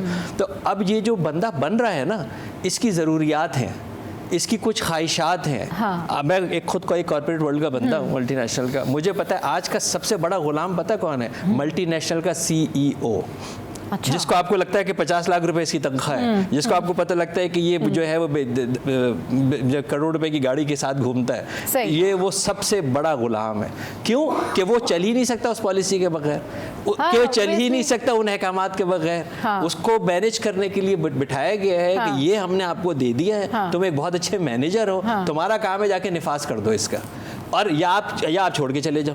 अच्छा, एक CEO दूसरी जगह जाके CEO ही बनेगा ना, मैनेजर तो नहीं बनेगा। जाहिर है, हाँ, तो वो दूसरी जगह भी यही बाज़ाब्ता लिखा हुआ है कि जी ये है जो आपको फॉलो करना है। तो अब मुझे बताइए कि मैं आपको बता रहा हूँ, मेरी सारी ज़िंदगी मगरिब के अंदर गुजरी है। जितने मगरिब के सो कॉल्ड पावरफुल हुक्मरान आपको नज़र आते हैं ना, सब गुलाम है। अच्छा, सब गुलाम है। पीछे एक इस्टेब्लिशमेंट होती है, वो पूरा डिफाइन करके रखती है। ये पपेट होते हैं, जो आपको लगता है कि दुनिया के ताकतवर तरीन लोग हैं, ये पपेट होते हैं। तो वो गुलाम नहीं है। यानी वो इंसान अपनी मर्जी के बजाय उस एक लिखी हुई पॉलिसी के ऊपर अगर अमल, और मैं दुनिया की बात कर रहा हूँ, मैं डेवलपिंग कंट्री की बात नहीं कर रहा हूँ, मैं डेवलप्ड कंट्री की बात कर रहा हूँ, जिनका इल्यूजन ये है कि वो चुन के आते हैं, जिनका इल्यूजन ये है कि वो इलेक्शन में आते हैं। ऐसा नहीं है, वो ही करते हैं जो पीछे लिखा हुआ आता है। मैं रहा हूँ उन्हीं लोगों के बीच में, मेरी फाउंडेशन उन्हीं लोगों के साथ है। मैं खुद एक डिप्लोमेट हूँ, तो मैं इसलिए आपको ये बात बता रहा हूँ कि मैं उस हकीकत बता रहा हूँ। तो इसका मतलब ये है कि हर शख्स अपनी एक जगह जाके गुलाम बन चुका होता है, चाहे वो अपनी बीवी के गुलाम बन जाए। चले जी, अच्छा, ये एक नया पॉइंट आया वैसे। अच्छा वकार, ये जो आज हम जो डे के बारे में बात कर रहे हैं, इस गुलामी से आज़ादी के बारे में बात कर रहे हैं, मतलब सोच के एक खौफ भी आता है, और एक एक ऐसी कैफियत होती है कि जब हम सुनते हैं कि इसके अंदर ह्यूमन ट्रैफिकिंग भी है, और ये एक इतना बड़ा इशू है ह्यूमन ट्रैफिकिंग, कि आप इमेजिन नहीं कर सकते कि जिनके घरों के बच्चे इस चीज़ का शिकार हो जाते हैं, वो अपने प्यारों से दूर हो जाते हैं। मतलब this is a big thing. इसकी क्या सज़ा है, और क्यों इसके ऊपर इम्प्लीमेंटेशन नहीं होता, क्यों इसकी रोकथाम के लिए इकदाम नहीं किए जाते? जब कोई बच्चा गायब हो जाए या जब किसी के घर का कोई भी शख्स गायब हो जाए, उसके बाद उसको ढूंढने के लिए तो इकदाम किए जाते हैं। ओवरऑल क्रैकडाउन हमने नहीं देखा कि इस तरह से सामने आया हो। सुनने में यही आ रहा होता है कि यार वो जो है ह्यूमन ट्रैफिकिंग थी, कोई कश्ती में पकड़े गए, कोई कहीं से पकड़े गए, कोई कहीं से पकड़े गए। तो ये क्यों इसके लिए एक मुनज़्ज़म लॉ नहीं है? चलें इसके ऊपर मज़ीद भी डिस्कशन करेंगे और वकार से बात करेंगे कि इसका क्या सोल्यूशन है। यहाँ वक्त हुआ एक ब्रेक का, कहीं नहीं जाना आपने, स्टे विद। Welcome back. तो ब्रेक पे जाने से पहले हम बात कर रहे थे कि जो आज इंटरनेशनल डे है उसमें ह्यूमन ट्रैफिकिंग जो है वो भी एक बहुत इंपॉर्टेंट इशू है, और वकार जो है उसके कुछ सोल्यूशन और कुछ लॉज हमें बता रहे थे। जी बताइए। जी, ह्यूमन ट्रैफिकिंग बेशक एक बहुत बड़ा मसला है। हाँ। और हालिया हमने देखा, और ये मुस्तकिल होता रहता है। हम अमूमन हमारी एक आदत बन चुकी है कि टीवी के ऊपर एक न्यूज़ आती है कि समंदर में जो ना वो इस तरह कश्ती है और उसमें जो ना वो गैर मुकामी लोग जो जा रहे थे, वो इतने जो ना वो उसमें शहीद हो गए, कश्ती डूब गई या बाकी को बचा लिया गया, या खुराक की अदम दस्तयाबी की वजह से जंगलात में जिन रूट्स के ऊपर से ये करते हुए जाते हैं, वो वहाँ पर भी कितने लोगों की बॉडीज़ मिलती हैं, स्ट्रक्चर्स मिलते हैं, स्कल्स मिलते हैं लोगों के वहाँ पर।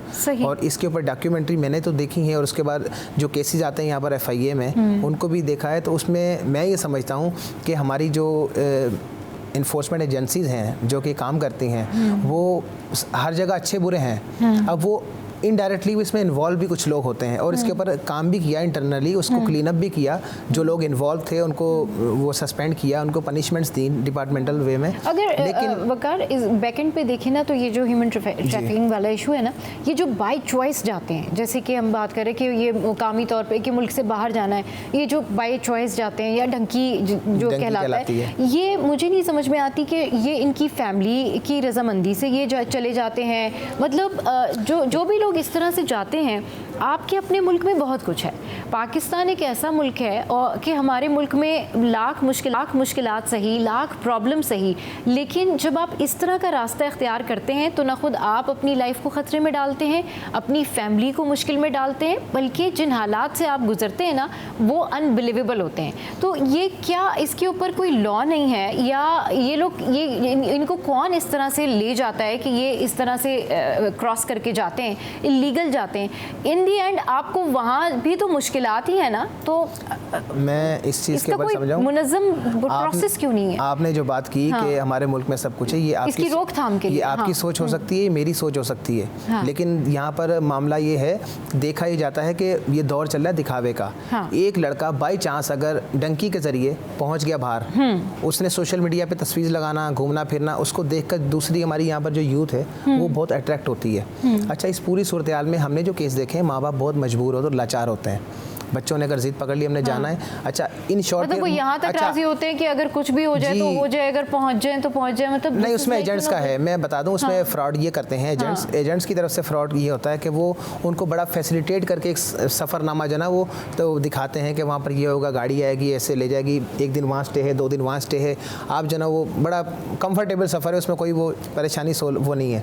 अच्छा, उसमें फिर हमारे यहाँ मुआशी हालात जो लोगों के हैं गांव गोठ में, वो इतने स्टेबल नहीं हैं, तो लोग अल्टीमेटली शॉर्टकट को जो है ना वो अवेल करते हैं, प्रेफर करते हैं कि जी। अब वो वहाँ पर अगर यूरोपियन कंट्री में जाने का आज मैं समझता हूँ 25-30 लाख बैठने भाई बताएंगे, इतना तो मिनिमम लगता है लोगों का। अच्छा, मूव करने में इलीगल मूवमेंट में, हाँ इलीगल 25-30 लाख रुपए लोग इसके ऊपर जो ना अग्री कर जाते हैं, अपनी ज़मीनें बेचकर, अपने जेवर बेचकर माएँ अपने बच्चों को बेचती हैं। और अब वो उनको ये नहीं पता था वो मौत खरीद रहे हैं इसके बदले में।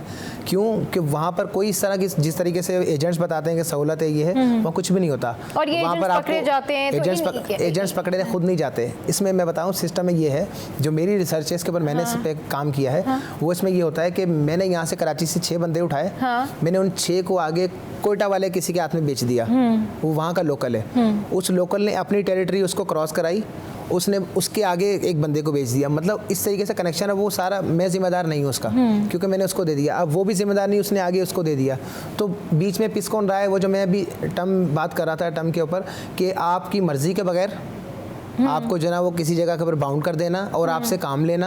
अब काम तो उनसे अब देखा जाए इस पूरी सूरत हाल में कोई नहीं ले रहे, लेकिन उनको जो है ना उनकी मर्जी के बगैर रखा हुआ है, उनको स्ट्रेस कर रहे हैं। और ये भी एक तरह की कैटेगरी में गुलामी हो गई। बिल्कुल ठीक है, वो गुलामी, वो अपनी मर्जी से मूव नहीं कर सकते। वहाँ पर 8-8 दिन उनको बंद करके पूछते नहीं है। अब ना पानी है, ना खुराक है, कुछ भी नहीं, ना सेहत के मामला। किसी को चोट सफ़र के दौरान कोई लग जाए, जो कि लगती हैं, बिल्कुल इस हवाले से बिल्कुल इस हवाले से इंशाल्लाह हम एक डिटेल शो भी करेंगे। लेकिन इमरान भाई, फोर्स मैरिज ये जो है, इस हवाले से ज़रा बताएं कि इस फोर्स मैरिज से पहले ना इसी चीज़ पे हम कुछ करें, जिसके 2 और एक्सट्रीम है। अच्छा। 2 एक्सट्रीम ये है कि एक तो ये कि आपने कहा कि अपनी मर्जी से किया, एक वो है जिसको अगवा करके लेके जाया जा रहा है। दुनिया भर के अंदर क़ैबा खाने चलते हैं, उस क़ैबा खाने में काम करने वाली लड़कियां ज़्यादातर बाय फोर्स अगवा करके लाई जाती हैं, बॉर्डर्स क्रॉस करा के, और मैं पूरे दुनिया की मैं बात कर रहा हूँ, वो इसी तरह लाई जाती है। इसकी एक और एक्सट्रीम है जहाँ पे उनके आज़ा बेचे जाते हैं। इस वक्त दुनिया के अंदर बिलियंस ऑफ डॉलर की इंडस्ट्री है कि जहाँ पे उनके गुर्दे, उनके हार्ट, उनकी चीज़ें निकाल के बेच दी जाती है और उनको जो है वो फेंक दिया जाता है। ये भी एक एक्सट्रीम है जो इस पूरी दुनिया के अंदर सो कॉल्ड, हम समझते हैं ना, मगरिब का माशरा बड़ा वाज़ेह माशरा, बड़ा तारीक माशरा है। अगर आप एक दफ़ा अंदर चले जाएँ तो यहाँ तो शायद फिर कुछ इंसानियत नजर आ जाए, वहाँ पे आपको इतनी जो है ना हैवानियत नजर आएगी, आप सोच नहीं सकते। आप मगरिब के जिस माशरे की आप बात कर रहे हैं, फोर्स मैरिज की, अभी जैसे मैंने आपसे ही पूछ रही थी कि इमरान भाई कि ये फोर्स मैरिज वाला जो सिलसिला है, मुझे ऐसे लगता है कि यार हमारी मुल्क में जो है शायद ये मामला बेहतर है। What do you think on that? आज देख लीजिए, अगर स्टैटिस्टिक्स निकाल के देखता हूँ, बच्चियों के साथ ज्यादती यहाँ ज़्यादा होती है या वहाँ ज़्यादा होती है, आपको भी पता लग जाएगा। ऐसा ही है ना, अगर वहाँ बच्चियों के साथ ज्यादती ज़्यादा होती है तो इसका मतलब है कि वहाँ पे महफूज नहीं है ना। यहाँ पर ये है कि कुछ हद तक जब हम ये समझते हैं कि हमारी मिल्कियत है, दीन और आखिरत का कानून, दुनिया का कानून बालिग लड़के और बालिग लड़की को इजाज़त देता है कि वो अपनी मर्ज़ी से शादी करें। माँ बाप तरगीब दे सकते हैं, फोर्स नहीं कर सकते। ये दीन का कानून भी यही कहता है और हमारी दुनिया का कानून भी यही कहता है। लेकिन हमारे यहाँ ये होता है कि हमें जो पोजेशन है ना, ये गुलामी है ना, मिल्कियत। मेरे बच्चे मेरी मिल्कियत जब तक हो सकते हैं, जब तक मैं उनका जवाब दे हूँ, यानी बालिग होने तक। जब तक वो बालिग होंगे, जब तक मैं, क्योंकि उनका जवाब दे हूँ, इसलिए मैं ज़ाहिर है उनको हर चीज़ करा सकता हूँ, डिसिप्लिन करूँगा। क्योंकि अगर मेरा 18 साल से कम उम्र का बच्चा वकील साहब बैठे हैं, अगर बाहर कुछ जुर्म करेगा मुझे उठा के ले जाएंगे, क्योंकि वो बालिग नहीं है, मैं उसका जिम्मेदार हूँ। 18 के बाद मुझे उठा के दिखाएं, ऐसा ही है ना? उसके शनाख्ती कार्ड बनने के बाद मुझे उठा के दिखाएं, तो मैं कहूँगा जी आप मुझे क्यों उठा के लेके आए हो, क्योंकि वो तो बालिग है ना। अब आप कानून मुझ पर तो लागू नहीं होगा ना, मैं तो जेल नहीं जाऊँगा, वो जाएगा ना। तो अब ये वाले जब तक हम जब समझ रहे हैं ना कि ये मिल्कियत है और ख़ासतौर से बच्ची हैं, तो हमारे माशरे के अंदर अभी भी बहुत सारी ऐसी जगह के ऊपर निज़ाम है जिसके अंदर मेहर के नाम पे, मेहर तो लड़की का है ना, उसके बाप का कैसे हो गया, उसके भाइयों का कैसे हो गया, जिसके ऊपर आपने वो मेहर के नाम पे जो है वो पैसे जो है वो ले लिए, और उसके बाद उसकी तो मतलब वो एक लिस्ट है, इतने पैसे देंगे तो आपकी बच्ची मिलेगी। उसके बाद उसकी उम्र कौन पूछ रहा है, उसकी मर्जी कौन पूछ रहा है, उसके साथ क्या होगा ये कौन जो है वो पूछ रहा है, और फिर वो जा रहे वो बच्ची पिस रही है, जिस तरह भी पिस रही है वो समझ रही है यही मेरा नसीब है कि मेरे साथ जो है वैसा हो रहा है। लेकिन हमारे माशरे के अंदर बिल्कुल हो रहा है और वाज़ेह तौर के ऊपर हो रहा है, नजर आता है, हम खामोश रहते हैं। अच्छा वकार, बिल्कुल जल्दी से ये जो ब्लैकमेलिंग और धोखाधड़ी वाला इसका जो एक पार्ट है उसके ऊपर बता दीजिए क्या लॉ है और क्या लोगों को करना चाहिए अगर ऐसा कुछ हो। ब्लैकमेलिंग के ऊपर तो ऑलरेडी पाकिस्तान में अपने जो कानून राइज है पाकिस्तान पिनल कोड का, उसके अंदर कानून जो ना इस चीज़ को कतई तौर पर ममानियत करता है इस चीज़ की कि आप किसी को ब्लैकमेल नहीं कर सकते। अच्छा, ठीक है। रही बात इसकी ट्रैफिकिंग के लिहाज से जब हम बात करें, ट्रैफिकिंग के ऊपर एजेंसीज मौजूद हैं, FIA इसके ऊपर भरपूर काम करती है, एजेंट्स गिरफ्तार होते हैं लेकिन वो बेल आउट होते हैं due to the weak system of judiciary. और धोखाधड़ी में आप आए, धोखाधड़ी के ऊपर अगर मैं बात करूँ तो वो तो सबको पता है, एक मशहूर सेक्शन है 420 का। अच्छा। वो 420 में, लेकिन उसमें रिफॉर्म्स की मैं समझता हूँ ज़रूरत है, क्योंकि उसकी पनिशमेंट बहुत कम है, 6 मंथ की पनिशमेंट है। धोखाधड़ी का तो सिनेरियो ये ना कि वो माइनर से लेकर आप मैक्सिमम मामला तक चले जाएं, वो तो एक कोई स्किन की प्रोडक्ट भी आपको खराब दे सकता है, वो तो बहुत। मैंने जो रिफॉर्म की बात की इसी वजह से की कि आप अगर किसी को धोखा दे, जैसे ह्यूमन ट्रैफिकिंग यहाँ से ले जाकर उधर बॉर्डर पार जाके वो उसको आप मार दो, आप यहाँ से धोखाधड़ी करके लेकर गए ना, अब वो उसके ऊपर चार्ज यहाँ पे धोखाधड़ी का लगेगा, वो बोलेगा मारा नहीं, मारना तो उसके ऊपर साबित नहीं होगा, लेकिन शुरुआत कहाँ से हुई, धोखाधड़ी से वो लेकर गया, आगे जाके उसके साथ हादसा पेश आया या उसको मारा गया किसी भी तरीके से, इसके ऊपर लगेगी 420, जिसकी पनिशमेंट सिर्फ 6 मंथ है और जुर्माना 1000 रुपये 1500 रुपये। इसके अंदर रिफॉर्म्स की जरूरत इसलिए मैं समझता हूँ है कि इसको कैटेगराइज किया जाए इस सेक्शन को, और इसके अंदर अमेंडमेंट हो तो इसको कैटेगराइज करके छोटा बड़ा जो आप बात कर रही हैं इसकी तमीज़ करते हुए इसको आगे बढ़ाया जाए, इससे बेहतरी मुमकिन है। क्यों इतना डर जाते हैं कि अगर उनको कोई इस तरह से तंग कर रहा है तो वो कंप्लेन नहीं कर पाते, उसके लिए क्या करना चाहिए लोगों को? जी, क्योंकि वो ऑलरेडी डरे हुए होते हैं कि यार उतना अच्छा जस्टिस नहीं है। जी, शऊर की ज़रूरत है, और ये लोगों को, हम जिस माशरे में, ये घुटन का बड़ा माशरा है ना, इसमें हर कोई, मैं अगर इनकी बात अगर आपको बताऊंगा तो मुझे आपके ऊपर भी भरोसा नहीं कि आप आगे किसी को बताओ, तो ये प्राइवेसी बड़ा मैटर करती है इस चीज़ में। लोग जो रिपोर्ट नहीं कर पाते, जो इस चीज़ का हौसला नहीं पकड़ते, वो सिर्फ अपनी इज्जत, अना और ख़ानदान और ये बरादरी और ये जो चलता है सिस्टम यहाँ पर, तो उसके ऊपर जो है ना वो लोग उसको देखते हुए आगे नहीं बढ़ते। जो रिपोर्ट नहीं होता वो मैं समझता हूँ इस वजह से रिपोर्ट नहीं होता, या लोग एक दूसरे शेयर नहीं करते, बड़े सारे अनरिपोर्टेड केसेस भी। चलिए जी, बहुत शुक्रिया वकार हसन साहब हमारे साथ मौजूद थे, इमरान भाई हमारे साथ मौजूद थे। आई होप कि आज का शो आपको बहुत पसंद आया होगा। कल फिर आएंगे और बहुत सारी टॉपिक स्टोरीज लेकर, और कराची के हालात पर गहरी नजर रखेंगे। आप लोगों ने फीडबैक जरूर देना है, सोशल मीडिया पर हमें ज्वाइन करना है। हंसते रहिए, मुस्कुराते रहिए, कीप वॉचिंग सिटी एट 10।